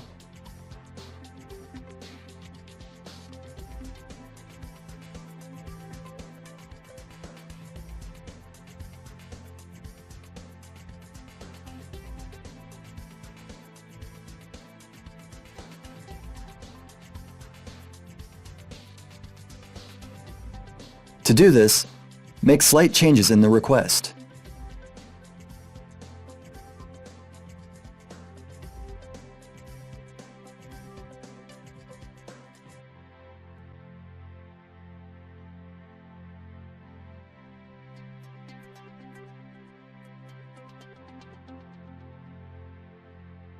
Our database now contains HTML code with JavaScript. Let's see if this affects the reading of logs.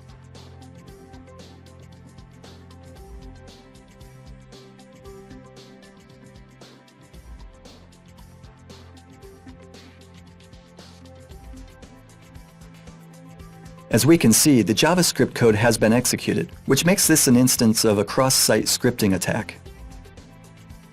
These types of attacks will be discussed in greater detail in Module 14. For now, remember to never underestimate the risk connected with inadequate user input parsing. We could use the HTML special cars functions to convert characters used in HTML tags into entities that are displayed but not interpreted.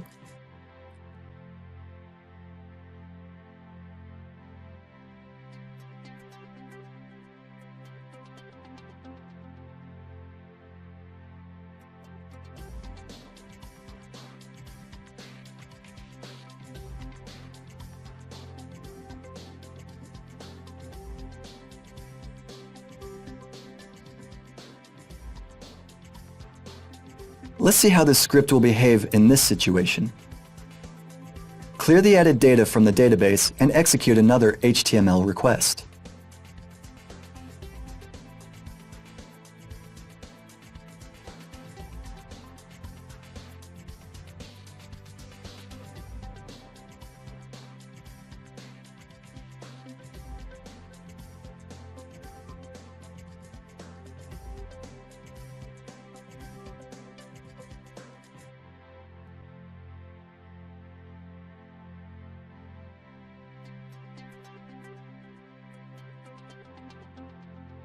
As you can see, special characters have been converted to HTML entities.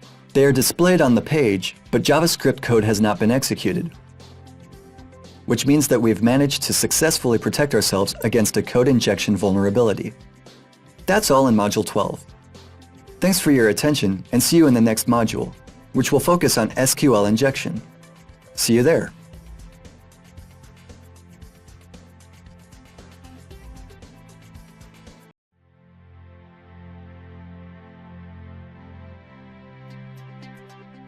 Welcome to Module 13. This module will focus on SQL injection.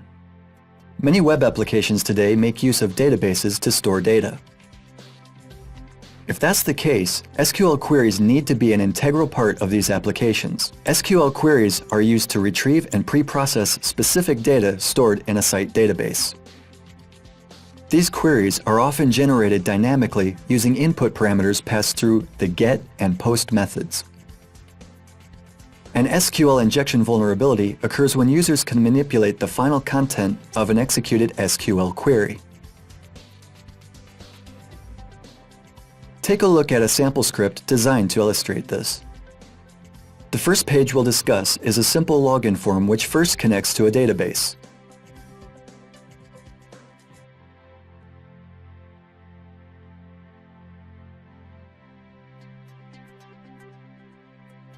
A form is displayed. If the form is passed to a script, an SQL query is generated which retrieves appropriate database records for the submitted user credentials. If this operation is successful, an appropriate message will be displayed. If it fails, a corresponding message will appear to the user.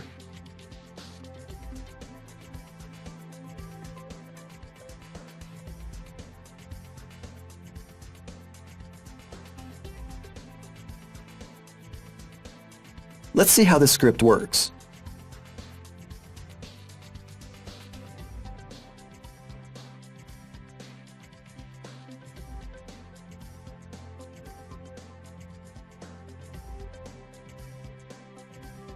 Here's the login script.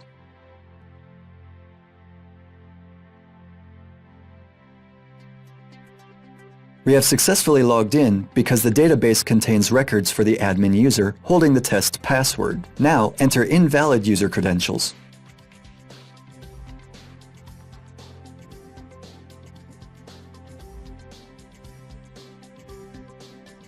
As expected, the login has failed. Notice that user-supplied data is not filtered or validated in any manner. This means that users have control over the result SQL query. Try to think what a potential attacker could do in this situation.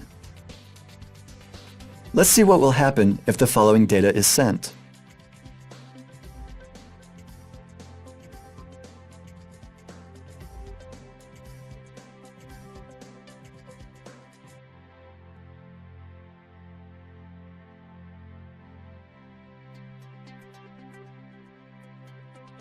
While these credentials are certainly invalid, altering the SQL query results in a successful login.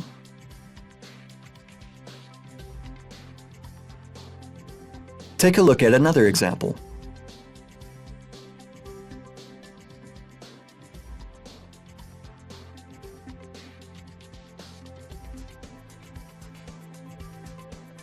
We can see here a simple application which loads articles using an identifier passed through GET.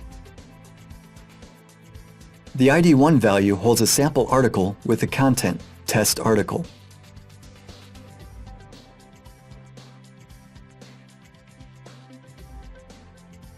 Let's see what will happen if we change the query slightly.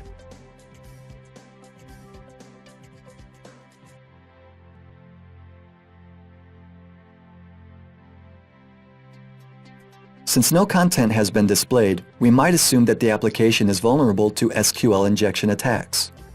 Let's try to verify if this is the case. Add in a string which will constitute an invalid identifier, but which won't change the behavior of an SQL query in which it's placed.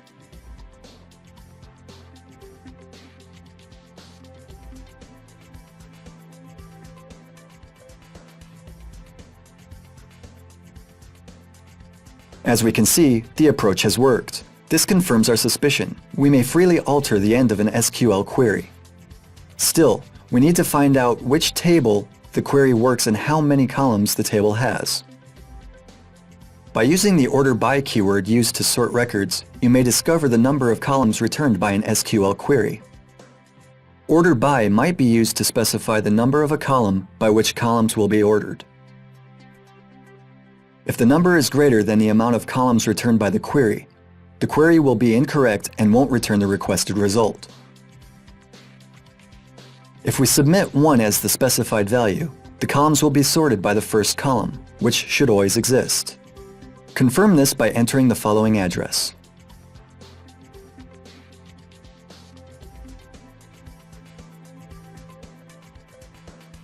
Let's now try to specify as the value a number so great it probably won't correspond to the number of columns returned by a query.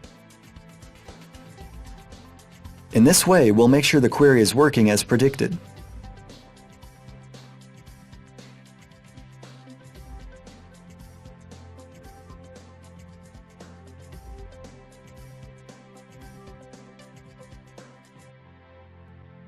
As we can see, the query indeed has not contained 100 columns. This is why no content has been displayed. The database engine has interpreted the query as incorrect. Now, let's submit several values to discover the exact number of columns.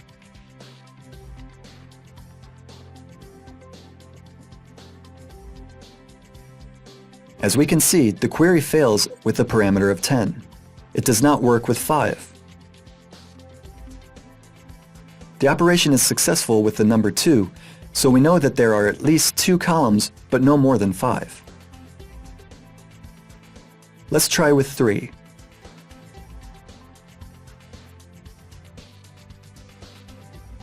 The query fails for this value, which means that it returns exactly 2 columns.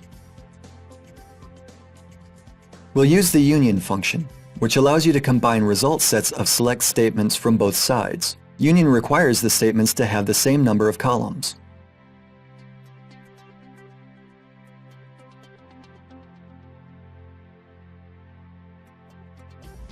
The attempt has succeeded.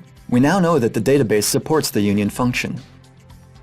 None of the values we passed has been displayed. The reason for this is that the page only displays the first result set, while the ignored second result is the one which was added by union. Once we add the AND 1 equals 0 string to the first request, we'll cause it to return no results, and so our request which is glued by union becomes the only request.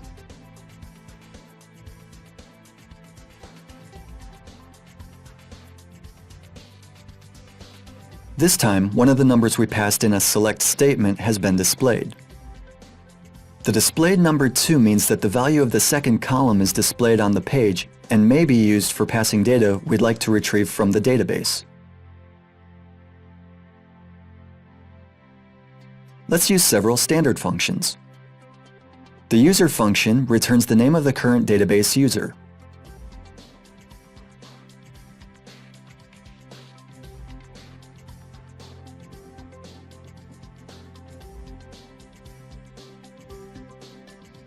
In this case, this is the test user working on a computer where a database server has been launched. The version function returns the version of the database.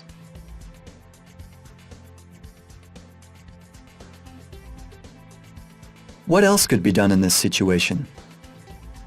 Starting with MySQL 5, the software is equipped with Information Schema, a special database used for storing information on the structure of all other databases and tables, which can be accessed by users. This is a form of a database reflection mechanism. The first way of using it in SQL injection attacks entails the discovery of table names.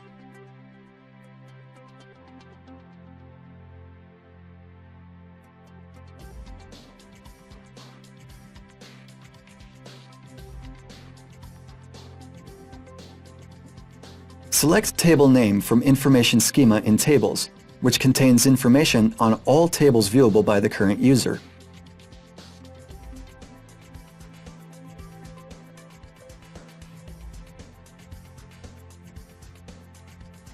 The head of the table contains the system tables as well as Information Schema tables.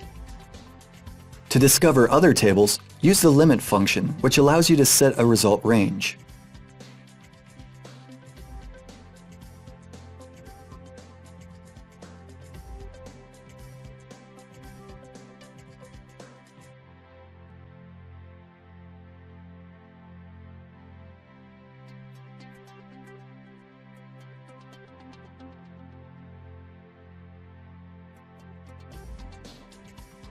"100 is too big,"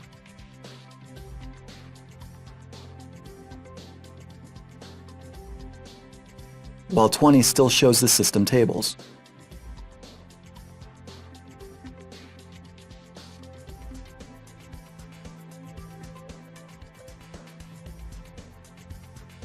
The 30 value has returned the user's table. The name looks promising. We'll now use the columns table from the information schema. As you can imagine, the file contains column names viewable by a current user.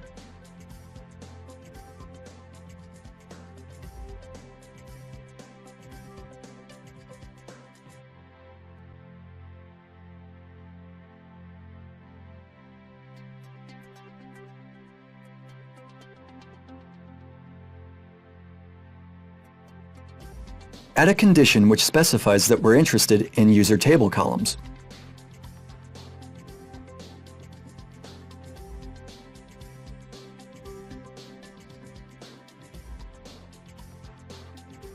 Column name is the name of a database field which contains column names.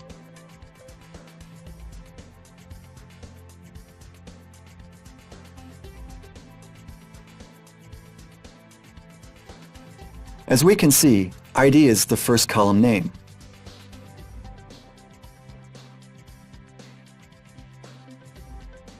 The second is disabled attempts.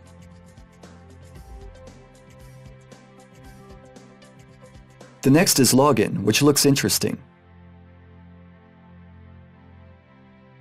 The fourth column is pass. In this way, we have specified a current user and can access the user's table, which contains the login and pass fields. Using this information, we'll be able to display the contents of the table.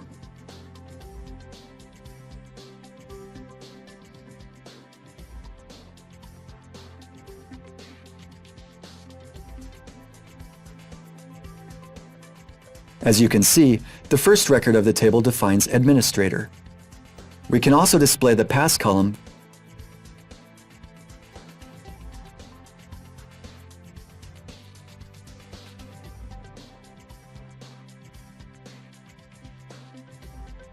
to see the password unencrypted. To prevent this, we need to remember several steps. The first step is to put all parameters in quotes. While this isn't a security measure per se, it is the basis allowing for the data to be filtered further. In the case of this script, the identifier is always a numerical value. Using the intval function, we can make sure that the return value will always be a number. If a string is placed at the start of a function, the 0 value will be returned.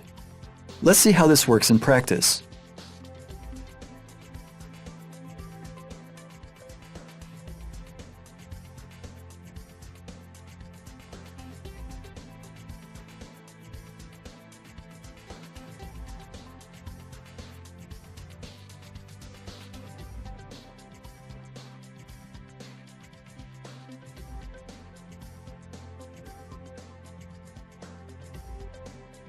As we can see, the attack has failed. What can be done if the query has to be made up of strings?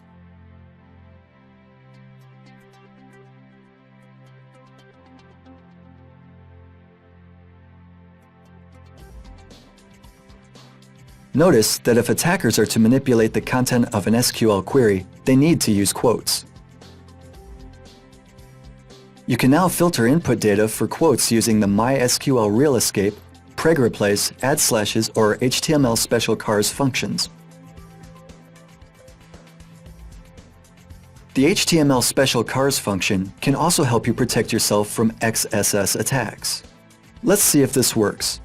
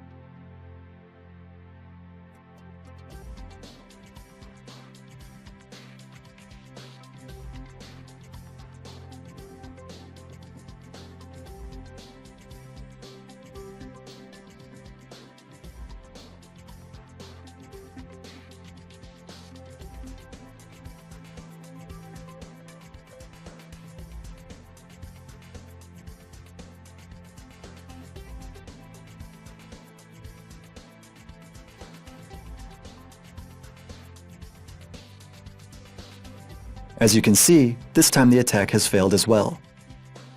Let's also see what could happen if a user working with a database has rights to operate on files. The rights are set while creating users or granted by administrator. A normal user very rarely has file operation rights, but they are enabled by default for the root user. Use the load file function in SQL, which enables you to load the contents of the file.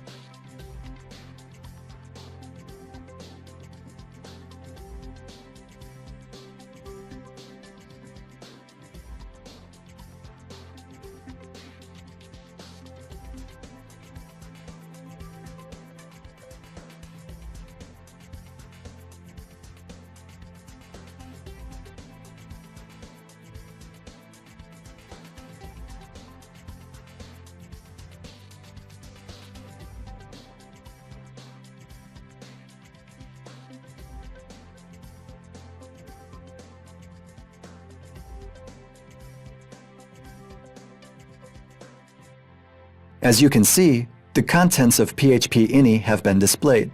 The function enables users to access all files to which the current database server user has access rights. Logging data to a file is also possible. First, let's prepare a string which will be saved in the website directory.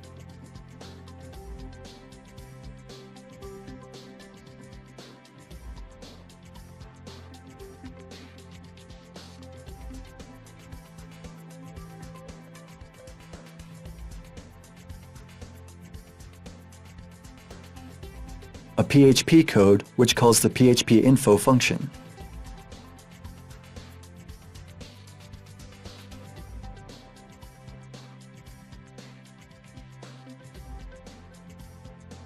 The directory contains only 2 files.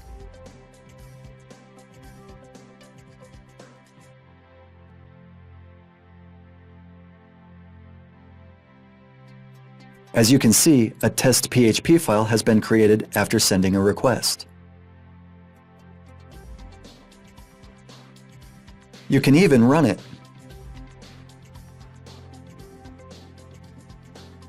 The value 1 comes from our select statement, as the select into out file function logs all columns returned by a query. This won't do much to stop an attacker from saving the file with PHP code. So how do we protect ourselves against SQL injection attacks? As you can see, if database user configuration is poor, file operation becomes possible. Remember, you shouldn't work with your database using the root account, as the root user has full file rights, permissions to operate on files, and unlimited access to all database tables. It's good to disable file operation permissions while creating new database users. That's all in Module 13. Thanks for your attention, and see you in the next module, which will focus on cross-site scripting vulnerabilities.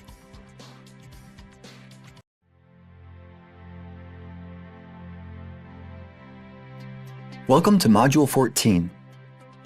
In this module, we'll discuss XSS, or cross-site scripting attacks. An XSS vulnerability occurs when users supply data which is transferred to a web application through GET or POST methods is not adequately filtered, allowing for an attacker to inject an external HTML code into the generated page. The HTML may contain embedded JavaScript, which is executed in a victim's web browser. Data, such as session ID cookies, could be intercepted this way. A hacker may also gain access to a victim's computer. The so-called exploit packs are toolkits facilitating the exploitation of browser vulnerabilities.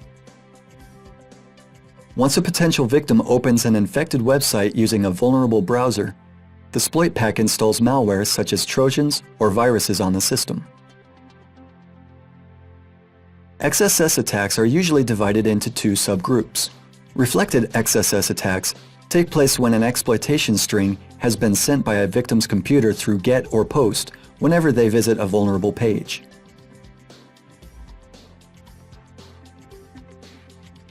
For example, if the vulnerability occurs in variables passed through the GET method, the victim has to be persuaded to visit the specially crafted website for the attack to succeed. The second XSS vulnerability class is stored XSS.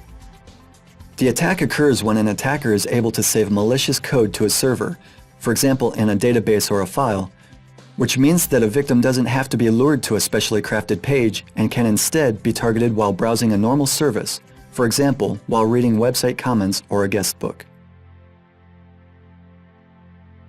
Let's now see an example of the reflected XSS flaw.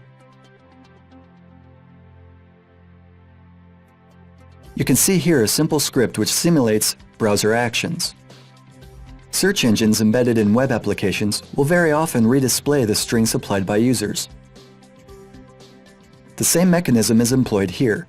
The content of the form is sent via the GET method, and the search result is displayed. Let's see how this script works in practice.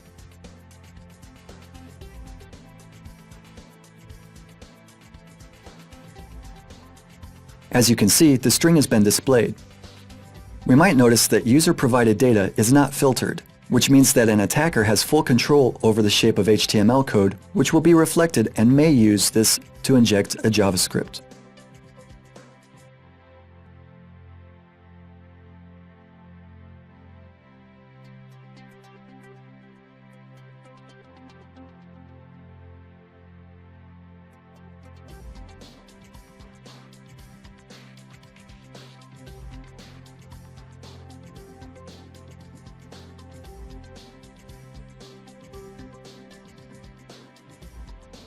All it takes now to execute the code embedded in the link is to send the URL to a victim and persuade him or her to click. Let's now move to another type of XSS vulnerability, stored XSS. You can see here a simple guestbook script. Comments are passed to script via POST and then saved in a database. All comments will be next retrieved from the database and displayed. As you can see, since the script doesn't validate input either, we can expect that it will also be vulnerable to HTML code injection. Since the malicious code will be saved in a database, this would be an instance of stored XSS attack. You can also see here a simple control panel. If valid user credentials are submitted and checked in the database, and the user is logged in, the site will display an appropriate message.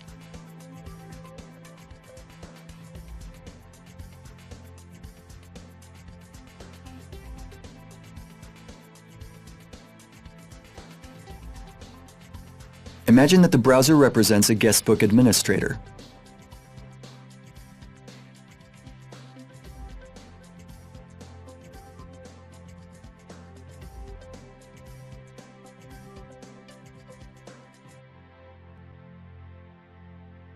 We've logged in successfully. Imagine that the other browser represents a hacker trying to exploit the XSS vulnerability.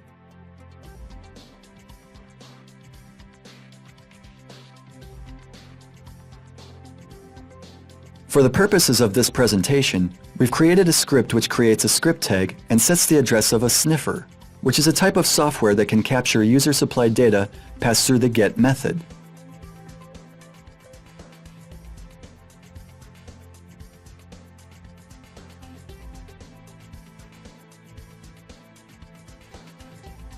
In this case, the sent data is the content of the cookie variable.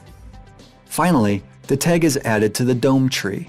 This provokes an attempt to load the script and the sending of the GET request, which will contain cookies. The sniffer PHP file logs all referred parameters to a sniffer log file. The file could be stored in the service which has been taken over by an attacker. In this way, the attacker could obtain access to data stolen from the vulnerable website. In our case, this data is a PHP session ID. Let's copy the script and try to add it to the guest book.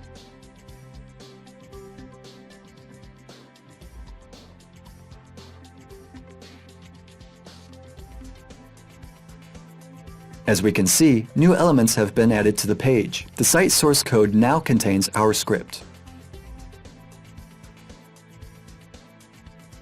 In this case, the code has been immediately executed on the attacker's side. And so the first entry in the sniffer log contains the attacker's session ID. Imagine that a logged-in administrator visits the guestbook page.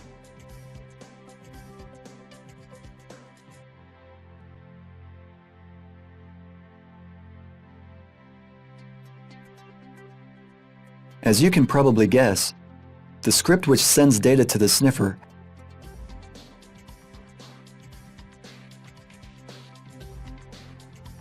has also been executed on the admin side. The sniffer log file holds admin session ID. Let's try to exploit this.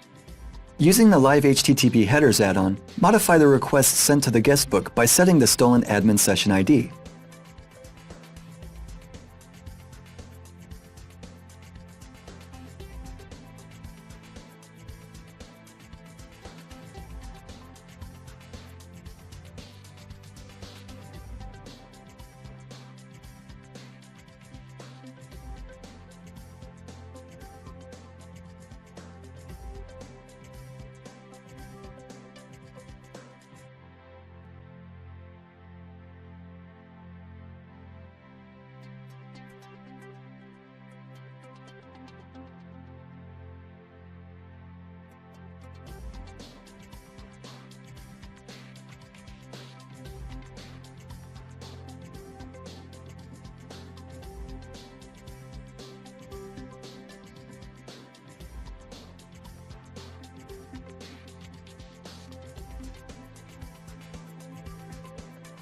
As we can see, the attacker has gained control over the administrator session. You probably realize by now how serious XSS attacks could be. How can they be prevented though? The simplest way to do it is to filter all input. User-provided data should be treated with caution, as it could contain malicious elements. If it is not necessary for the users to be able to add HTML tags, we could employ the HTML special chars function. The function converts all special characters used by an HTML interpreter, such as the opening and closing tags or quotes in HTML entities. The entities are displayed normally, but are not rendered by an HTML interpreter.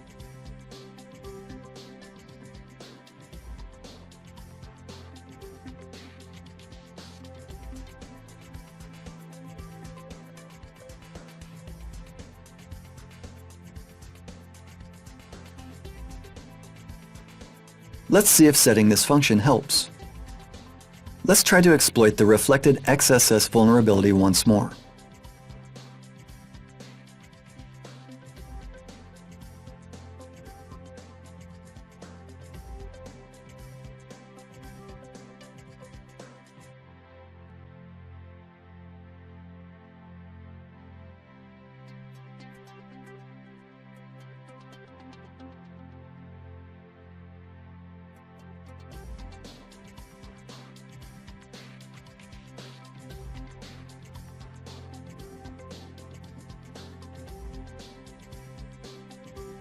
As you can see, this time the code has been displayed, which suggests it hasn't been executed. The code of the site contains the AND-LT and GT characters.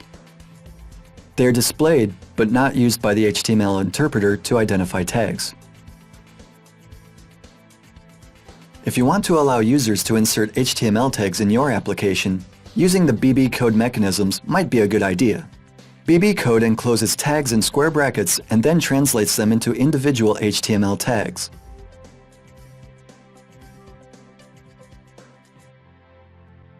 That's all in this module.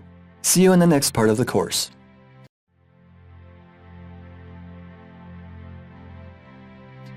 Welcome to this part of the course. In this module, we'll help you understand the concept of XST, or cross-site tracing attack. We found out in Module 14 that XSS vulnerabilities could lead to serious damage. Session ID cookies theft, a usual target for these attacks, had become so common that a special mechanism has been introduced to prevent it.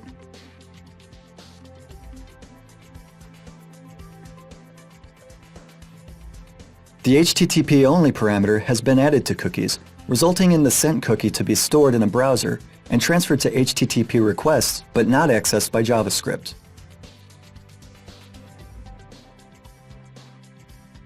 This is served to neutralize many attacks.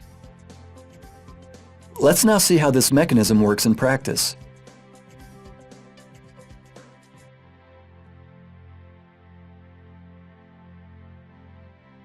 You can see here a simple PHP script which sets a cookie and the HTTP-only parameter we've just mentioned. It is initially set to false. We'll cover this part later. Let's now focus on the line which should display the content of a cookie set on the server side. Using the Live HTTP Headers add-on, we're able to see the communication between the browser and user.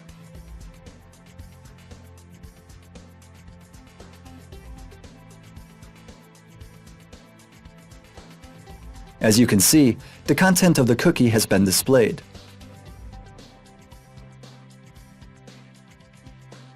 The contents of the requests includes the set cookie header with the name, value, and expiration date of the cookie.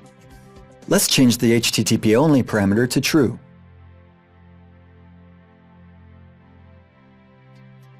Clear the live HTTP headers logs and refresh the page.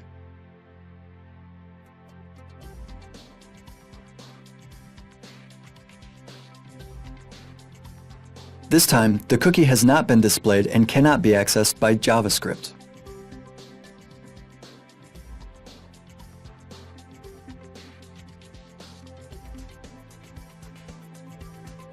As you can see, the HTTP-only parameter has been added to the end of the cookie definition.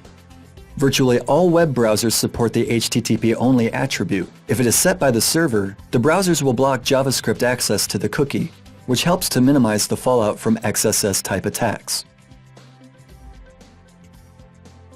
This mechanism was initially believed to be an adequate security measure. A new technique has been developed which serves to circumvent it. This is called the XST, or cross-site tracing method.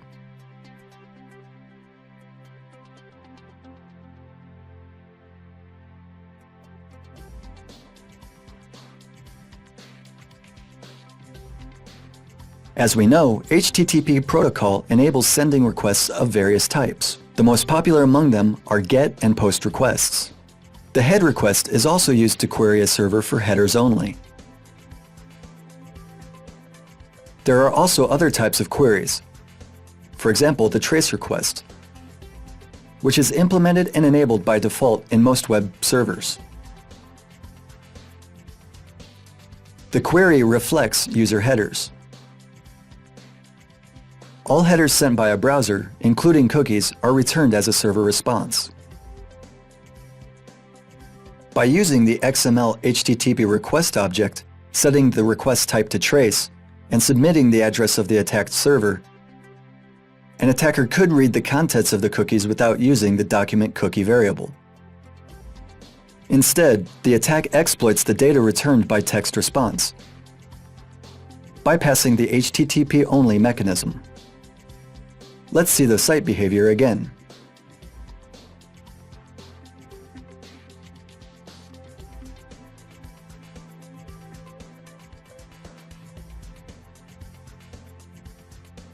As you can see, an error has been reported as a violation of security mechanisms.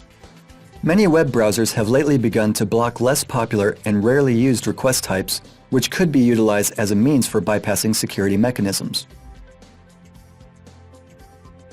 Disabling trace requests could prevent an attacker from running XST attacks. This request is used mostly by developers to debug browsers and AJAX requests. However, its use in normal applications is so limited that it seems like a good idea to block it. While today XST attacks are nearly impossible to launch, it's still useful to keep in mind the possible attack scenarios and to block trace requests at the server level, either in firewall rules, configuration files, or htaccess. That's all in this module. The next module will cover cross-site request forgery attacks. See you there.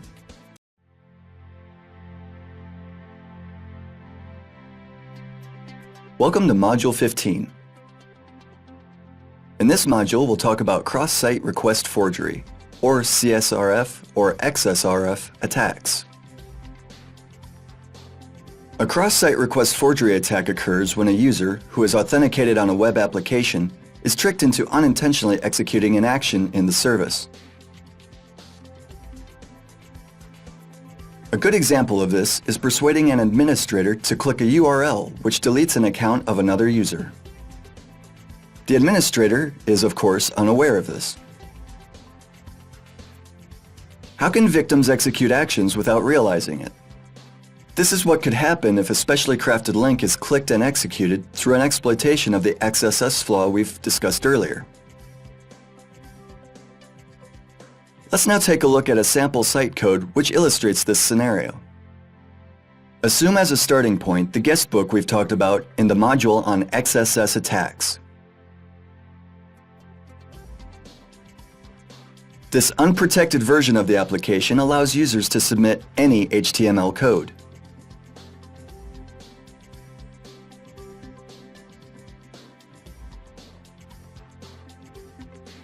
The second part is an admin script which verifies if an authenticated user has admin privileges.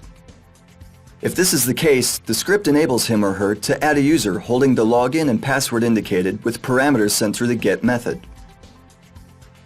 If a user who is not logged in visits such a page, an appropriate message will be displayed. The third script enables logins to a service and utilizes the same database table for authenticating users.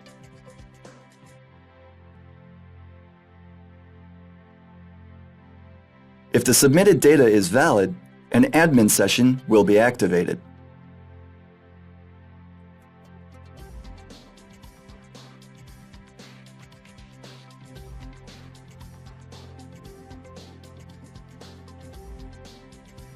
You can see here two web browsers with unrelated sessions in progress, which indicates that there are two different users. Assume that the browser on the left side represents an administrator of an attacked service, while the browser on the right represents a hacker who's trying to gain control over the service. As you can see, the attacker is not logged in and is not in possession of a valid login or password, which means that he won't be able to perform any actions in the service.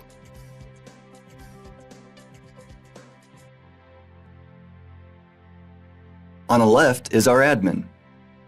Assume he logs in using admin as a username and test as the password.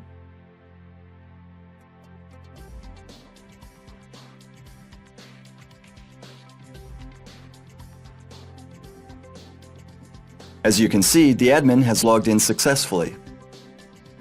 Let's confirm this. The attacker is still not logged in.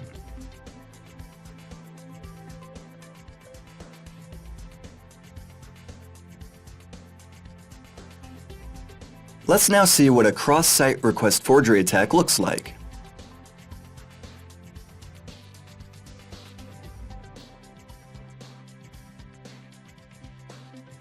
You can see here a guestbook script. Let's submit to it an image, which once clicked, will execute an HTTP request to add a user to the service.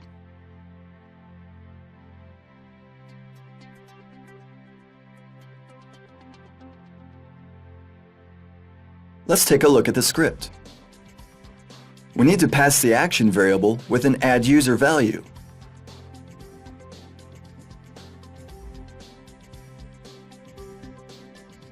The user variable containing a username and the pass variable with a password.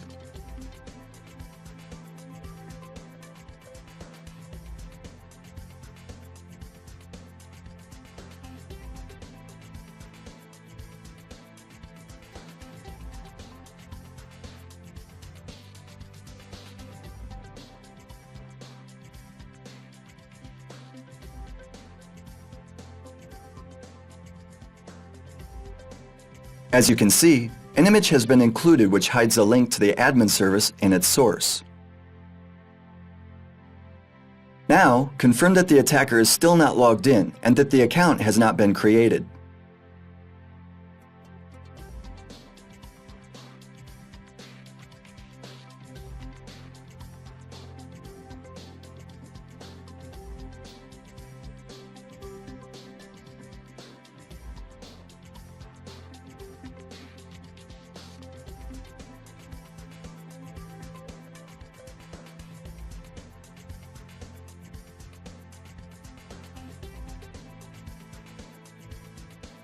As you can see, the account does not exist in the system. Let's assume now that the administrator decides to visit the guest book.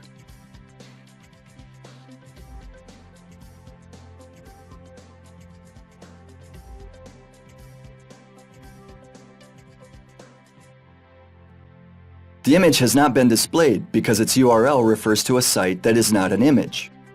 The administrator could pay no attention to the fact that the image has not displayed, and won't notice that a request has been executed that adds a user to the database. Let's see the result now.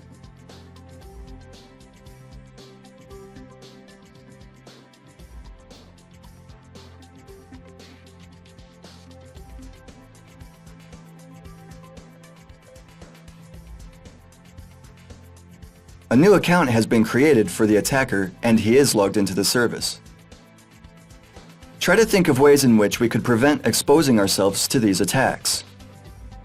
A good first countermeasure is securing the application against XSS flaws. However, users could still fall prey to such attacks through their websites.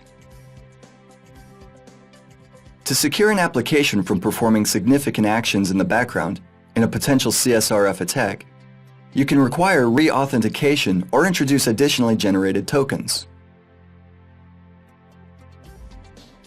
The database could store random one-time strings, which would be added to all forms generated in a hidden field in a service. This would allow you to check server-side if a submitted token is still active. Thanks to this method, if hackers won't know the currently active tokens, their attacks will be foiled. On the other hand, using only the POST method without using GET requests cannot guarantee application security, as an attacker could use JavaScript to generate a POST request. That's all in this module. Thanks for your attention, and see you in the next part of this course, which will focus on using a browser to spy on data.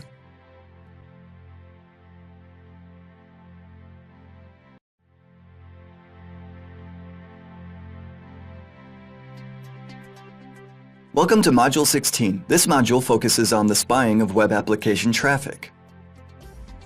As you've discovered in Module 14, which focused on the XSS vulnerabilities, exploiting these flaws could have serious consequences for users of vulnerable services.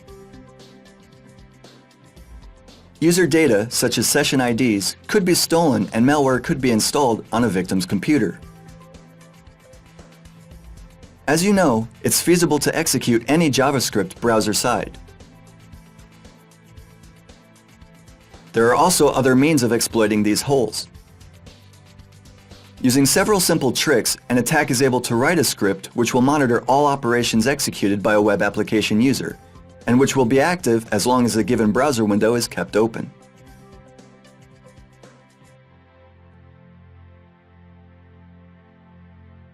You can see here a simple code for the sniffer. The load sniffer function launches the sniffer. First, it creates a secondary XML HTTP request object used for AJAX requests. Then loads all links and forms in a website.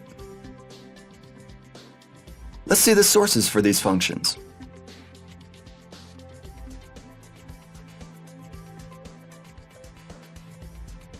The collect links function is used to load all link tags from the current document and replace target addresses with JavaScript function calls, where the link's URL is the parameter.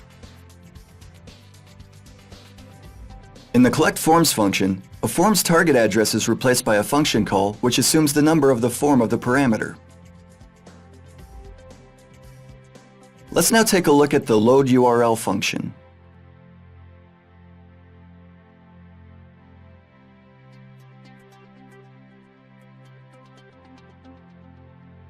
At first, the send to attacker function is called, which we'll discuss in a minute.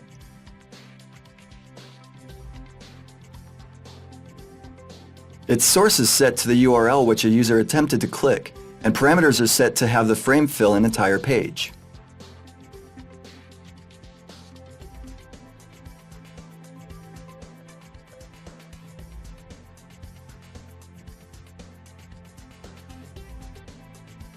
The frame is added to the website's DOM tree, and display delay is set to 400 milliseconds. After this time, the site should preload. The script tag is also added, which loads the code of our sniffer. Next, the load sniffer function is called to parse the page. Let's now focus on the send to attacker function.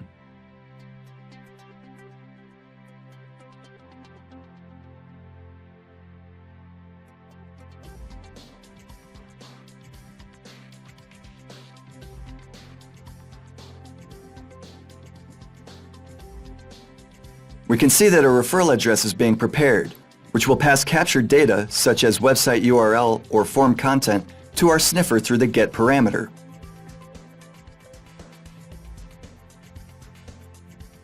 XML HTTP request object references to pages from other domains are disabled in virtually all browsers for security reasons. To circumvent this, a script tag is created and the generated sniffer link is submitted as the URL. Next, the tag is added to the DOM tree, so an attempt will be made to load the script, which will execute the GET request and send data to the sniffer. Let's see the sniffer code now.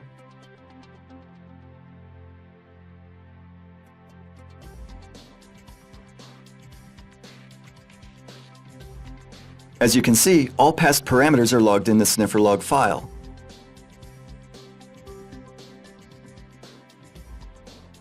As for now, the sniffer log is empty. Let's take a look at the source code for our website. In this case, the sniffer's been injected directly into the code, but it's equally probable that an attacker could have inserted it into the service, using the cross-site scripting vulnerabilities. You can see here several links to subpages and a form.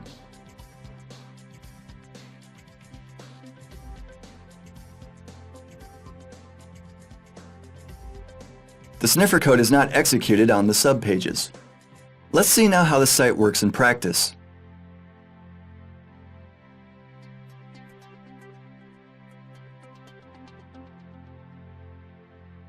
You can see here the main page. Links have been replaced with load URL function calls. Let's click on the first link. This page has also been parsed by the sniffer. Let's open the second and third links.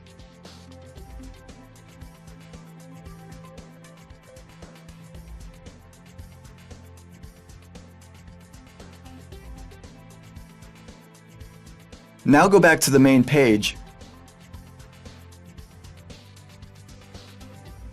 put a string in the form and try to send it.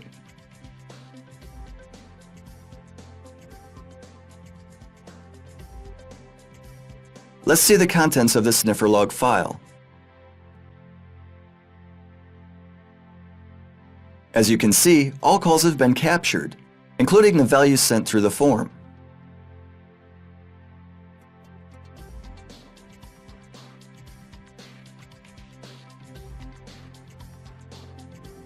A A potential attacker may be able to monitor all operations performed by a victim in this way. Let's try to think of ways in which we could protect ourselves against these attacks. As web developers, we should above all take care of the XSS vulnerabilities.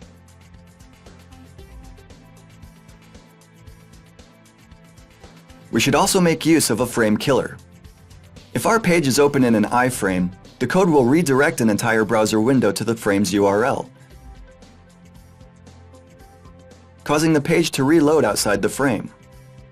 In this way, the page outside the frame with all embedded scripts will be skipped. As users, we should be on alert if the address in the bar does not change, even if we have browsed through several pages. What's more, if by hovering over a link we discover that the displayed URL executes JavaScript, we should remain extra cautious. Some newer browsers disable JavaScript access to frames with URLs and domains different than the URL of the window.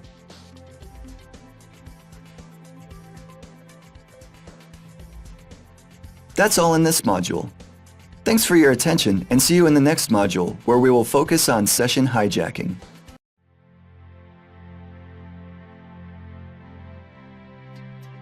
Welcome to Module 17.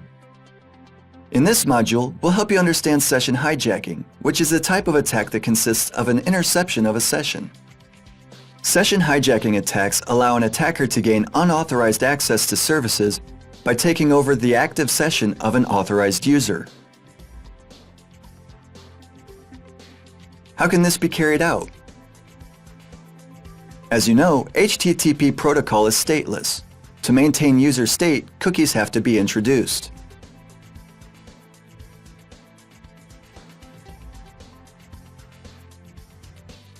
Cookies are stored in web browsers and often contain unique user identifiers which are processed server-side to set up sessions containing user information. While an ID is assigned to a specific user, the exploitation of the XSS vulnerabilities we've mentioned in previous modules could allow an attacker to steal a cookie with user session ID to access services. The same could be achieved by using scripts which monitor user actions.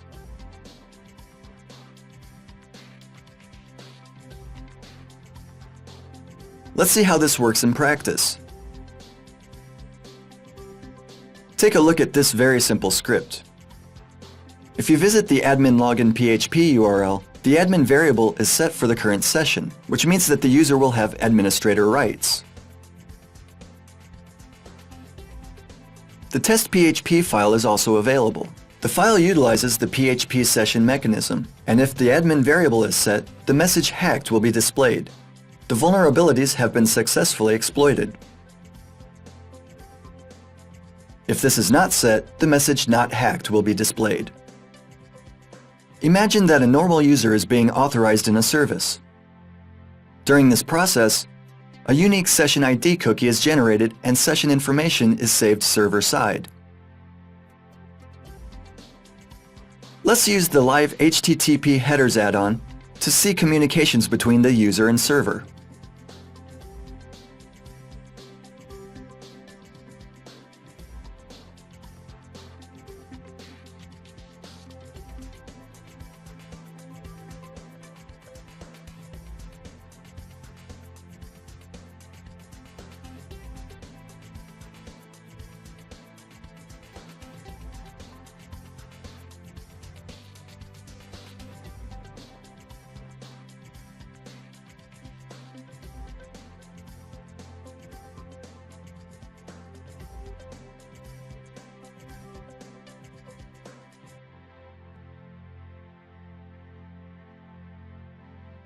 As you can see, once the login PHP address is entered, a PHP SesID cookie is sent to the server. The cookie is used by default to store PHP session IDs. If the administrator falls prey to an XSS attack or data transmission has been intercepted, an attacker can obtain the content of the cookie. Let's open a private tab which uses a new set of cookies, rendering the previous session inactive.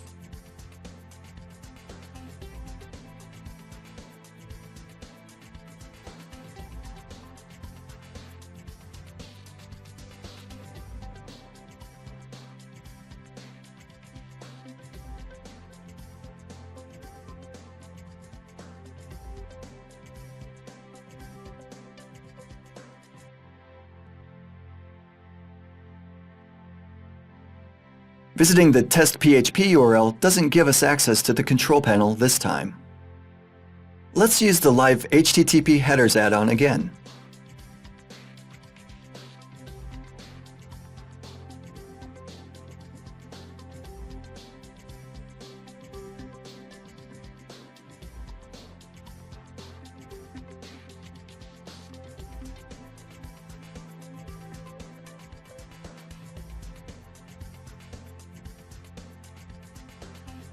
As you can see, a different PHP session ID is sent to the server.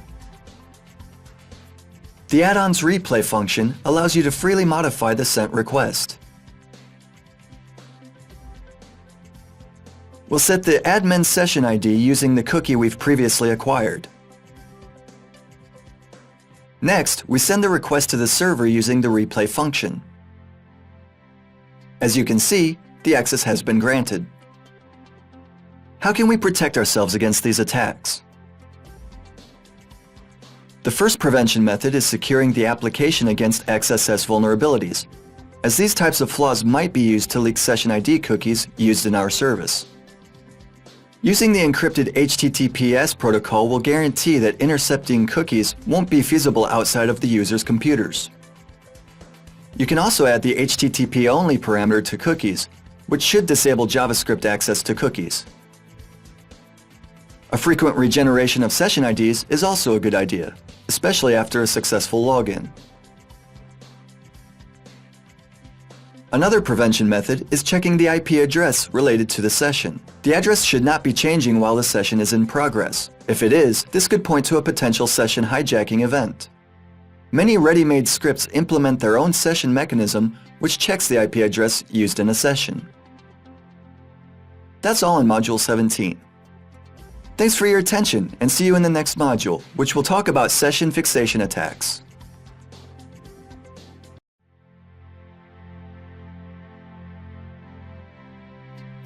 Welcome to Module 18. In this part of the course, we'll talk about session fixation attacks. Session fixation is a subclass of session hijacking. Session hijacking involves the interception of a victim's session ID. Session fixation occurs when an attacker finds a way to make a victim, who has access to an attacked service, use a valid session ID supplied by the attacker. If the victim assumes the session ID and is correctly authorized in the attacked service, the attacker could take over the session and gain service access. This is possible in the standard PHP session mechanism. If a user has no session history saved in the cookies and the ID is sent through the GET request, it will be adopted as the new session ID.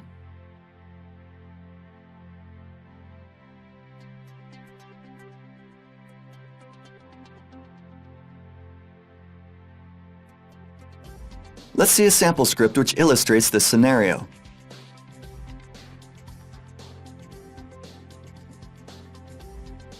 You can see here two files. Admin login PHP simulates the behavior of a script which logs users into a control panel. It sets the admin variable used to identify the administrator in a session variable. Test PHP is the second script. The script checks if the admin session variable is set. If it is, the message hacked will be displayed. If it is not hacked will be displayed. The echo session ID function, which shows the current PHP session ID, is also set for transparency. Let's now see how this vulnerability works.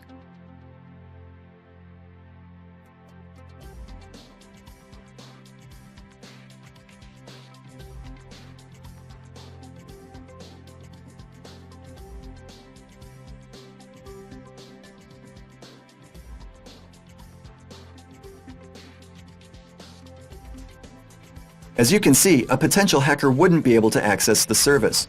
The message "not hacked" is displayed. Session ID is also displayed. The ID could also be obtained by using the live HTTP headers add-on.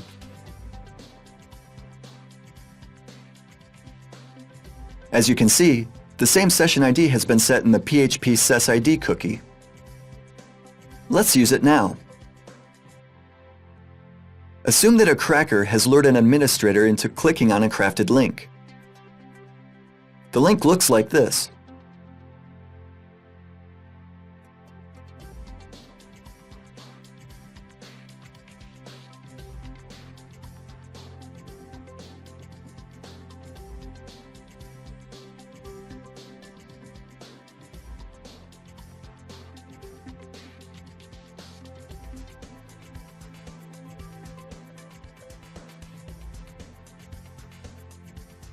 The administrator has logged into the service, and as you can see, the PHP sesID variable containing the attacker's session ID has been passed in the URL. Let's see what the effects of this are on the attacker's side.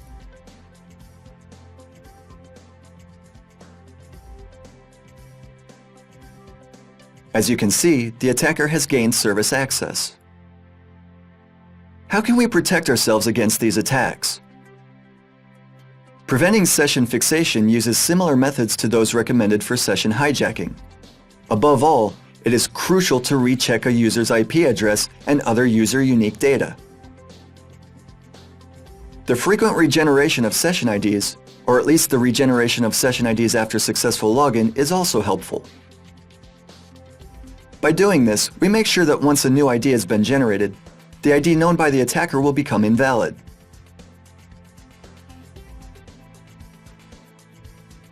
That's all in Module 18. The next module will discuss the phishing concept. Thanks for your attention, and see you later.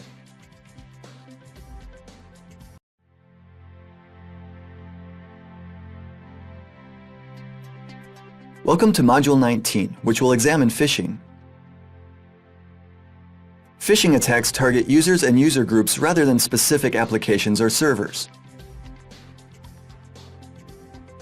The attack consists of an intruder attempting to impersonate entities, such as companies or financial institutions, in order to trick a victim into visiting a specially crafted website designed to look like the legitimate service. The page is instead set up to deceive users and steal submitted passwords and other types of sensitive information. Early phishing attacks mostly targeted bank customers. Attackers try to register a domain similar to the official bank domain, and then set up a website which masqueraded as the legitimate bank page. Next, they sent emails to potential customers of the bank which requested them to log into a service and unlock their account. These attacks have become widespread.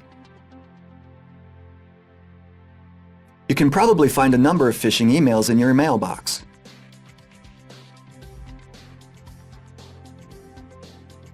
But what are the distinctive features of these attacks? First of all, the address to which the email will direct us will frequently look suspicious. If you pay close attention, you'll discover typos in the domain name or weird parts at the end of the URL. Since diacritical marks have been allowed in URLs, phishers make use of internationalized domain names to launch attacks.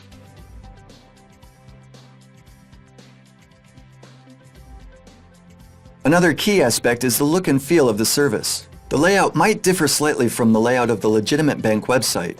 The site could contain graphic errors, and some elements could be non-functional.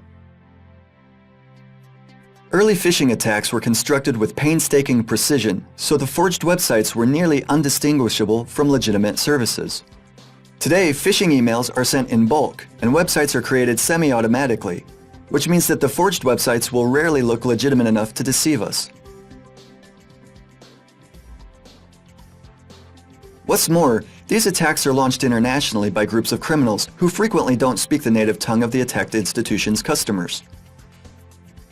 The messages are translated by free machine translation services and abound in grammatical and syntactical errors. Sometimes they are practically incomprehensible. We'll take a look at some sample messages which serve as a warning.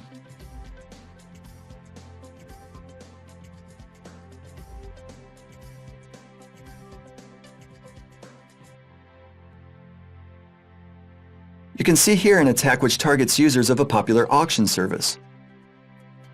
The attackers have done a good job recreating the design of the service.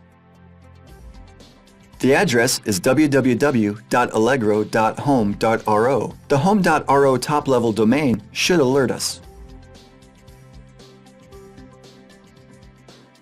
You can see in the image the content of a message sent in a different phishing attack. Everything seems to point to it being sent from Allegro servers. Remember, however, that attackers can use gates which allow them to adopt any email address. To make sure the email has really been sent by Allegro and not by phishers, you should carefully examine the headers which record specific paths used in sending the email.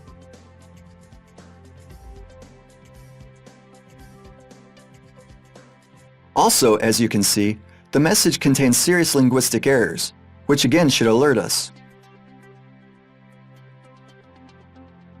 This is another example of a phishing attack targeting a popular social networking service. The message looks innocent on the surface, but let's pay attention to the fact that the URL begins with www8. Remember that if the sent message is formatted in HTML, the visible URL could be different from the actual address to which you'll be directed.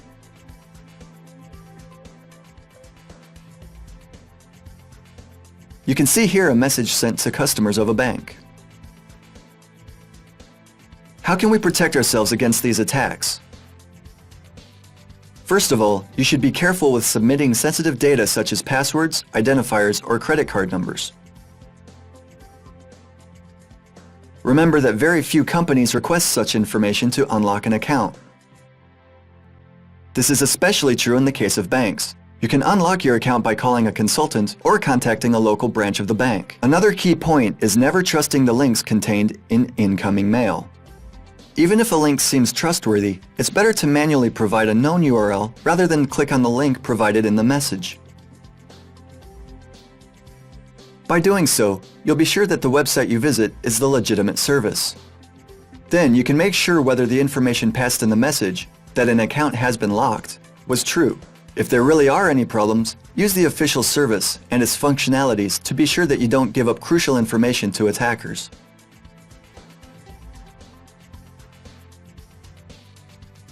It might also be worth it to check HTTPS certificates. An increasing number of websites use the encrypted HTTPS protocol to verify server identity. You can display in your browser the details of a certificate and check its validity, subject, and issuer. Browsers attempt to verify key information such as expiration date or issuer trustworthiness on their own.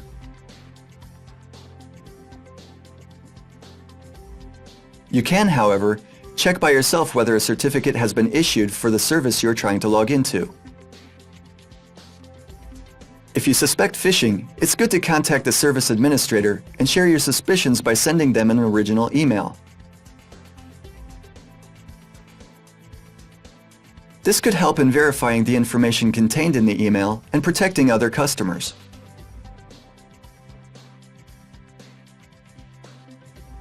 If you want to contact the administrator, remember not to use the reply option, as the email address could be forged. Check the legitimate service page for contact data. Another good idea is to examine the physical URL of a link. Don't rely on the text displayed in the HTML messages. It's safer to copy a target address and make sure it leads to a legitimate location.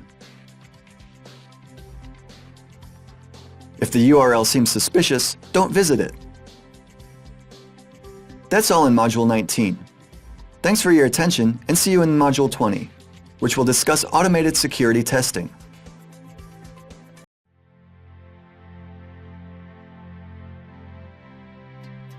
Welcome to Module 20 of our course.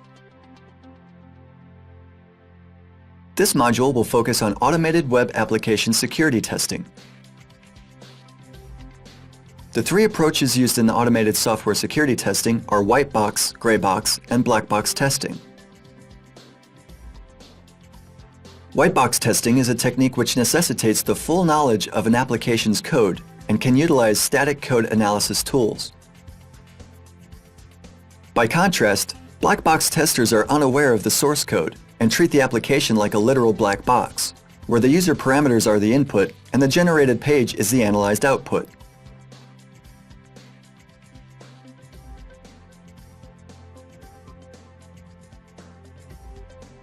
Gray box testing combines the two methods. Testers may know the source code, but don't delve deep enough into analyzing it.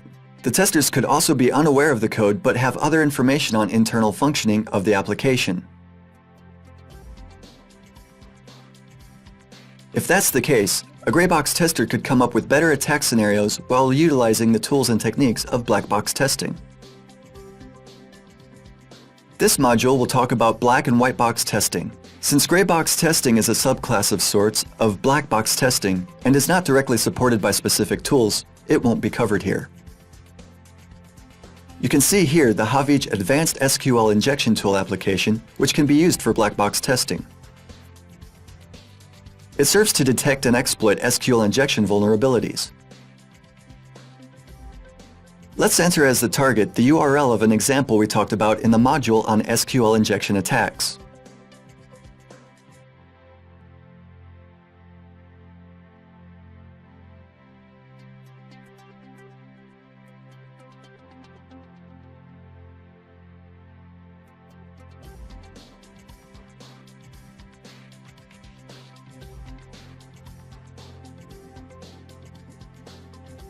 The entered URL is correct and displays a normal website. As you can see, the tool first searches for a keyword, which is later used to specify if a query has been successful.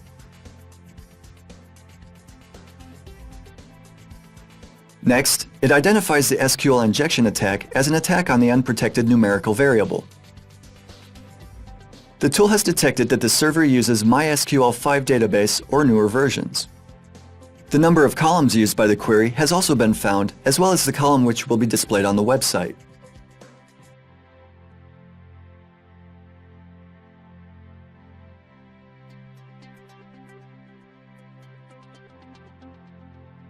The name of the used database has also been discovered.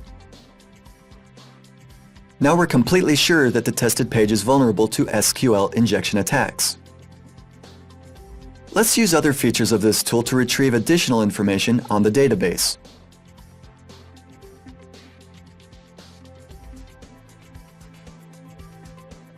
As you can see, the current user has been displayed, as well as database version, current database, host name, installation directory, and passwords for the root and test users.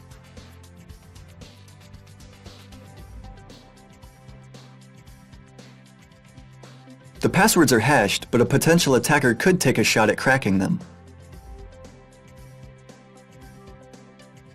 You can also see that the current user has access to the test, MySQL, and information schema databases. Using the tables function, you can load databases accessed by the user and then load a set of tables used by the database.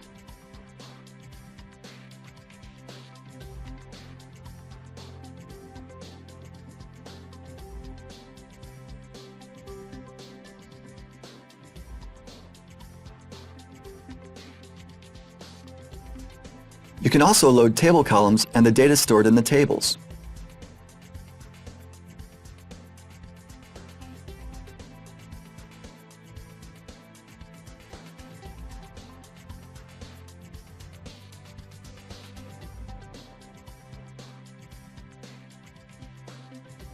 As you can see, the tool has automatically detected an SQL injection vulnerability and exploited it without knowing the source code. There are similar black box testing tools used to search for the XSS, path traversal, and PHP injection vulnerabilities. Remember that black box testing tools utilize existent attack scenarios and may not be able to cope with more complicated cases. In this case, the manual analysis of a web application behavior and preparing unique attack scenarios, the methods used in gray box testing, might be helpful. If you have access to a website's code, you could also utilize white box testing tools.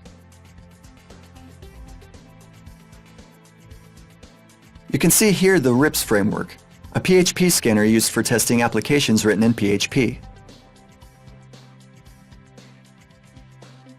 Several files used in previous attacks have been placed in the scripts directory.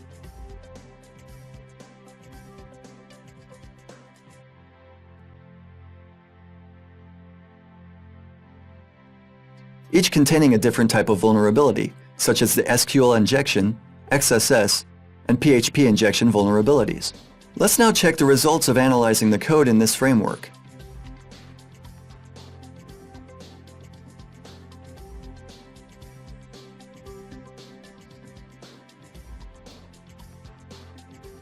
Scanning has started. As you can see, 2 SQL injection vulnerabilities and 1 file inclusion vulnerability have been found. A report has also been generated which contains the number of scanned files and statistics on including subpages. In this case, the scripts are autonomous, but if they included other files, the framework would also scan them. You can see here the number of potential sinks, which are the actual locations where a vulnerability is exploited. These could, for example, be the functions which communicate with databases, or which include files. Functions declared is self-explanatory and indicates the number of functions declared in analyzed files. Unique sources indicates the number of sources, user input parameters. Sensitive sinks specifies the number of vulnerable sinks that are reached by unfiltered user input.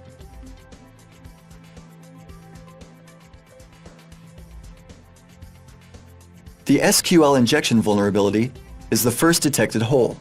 You can see here lines of the vulnerable code, the used parameters. Once you click on the question mark, information on the vulnerability class and the detected case will be displayed.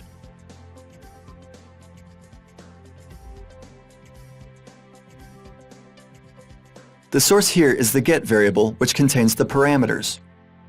The sink is the MySQL query function, which executes SQL queries. If unfiltered source data reaches the sink, this potentially could trigger a vulnerability exploitation. The vulnerability here is the SQL injection flaw. The shown information also includes a description of a given vulnerability case, examples of vulnerable code and exploitation scenarios, techniques for removing the flaw, and other related topics.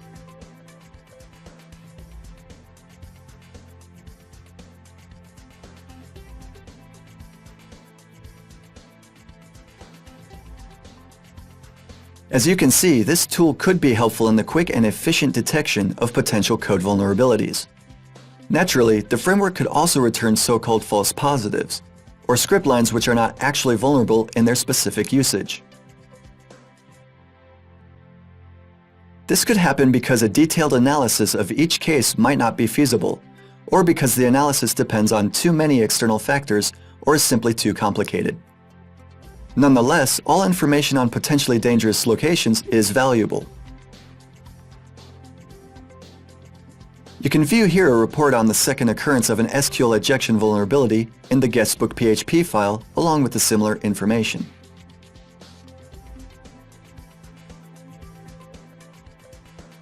Finally, you can see here an instance of PHP injection vulnerability. You can also find out more on this specific occurrence and the vulnerability class in general.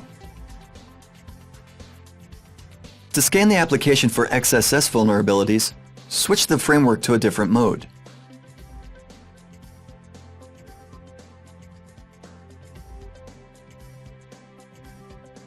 As you can see, the XSS flaw has been detected. In this case, an SQL injection vulnerability could lead to the injection of HTML code. If we switch the source type to data coming from databases or files, the tool will also detect stored XSS vulnerabilities, such as our guestbook script.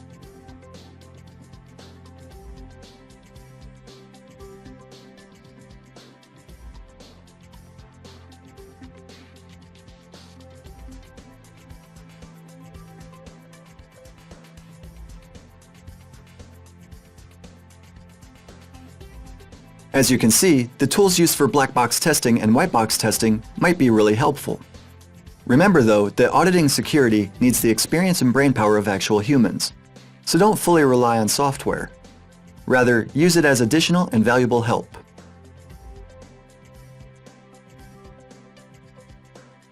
That's all in Module 20, and it's also the end of this course.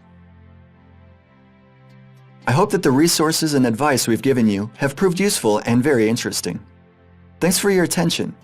Please feel free to check other training courses which you can find on our website. See you!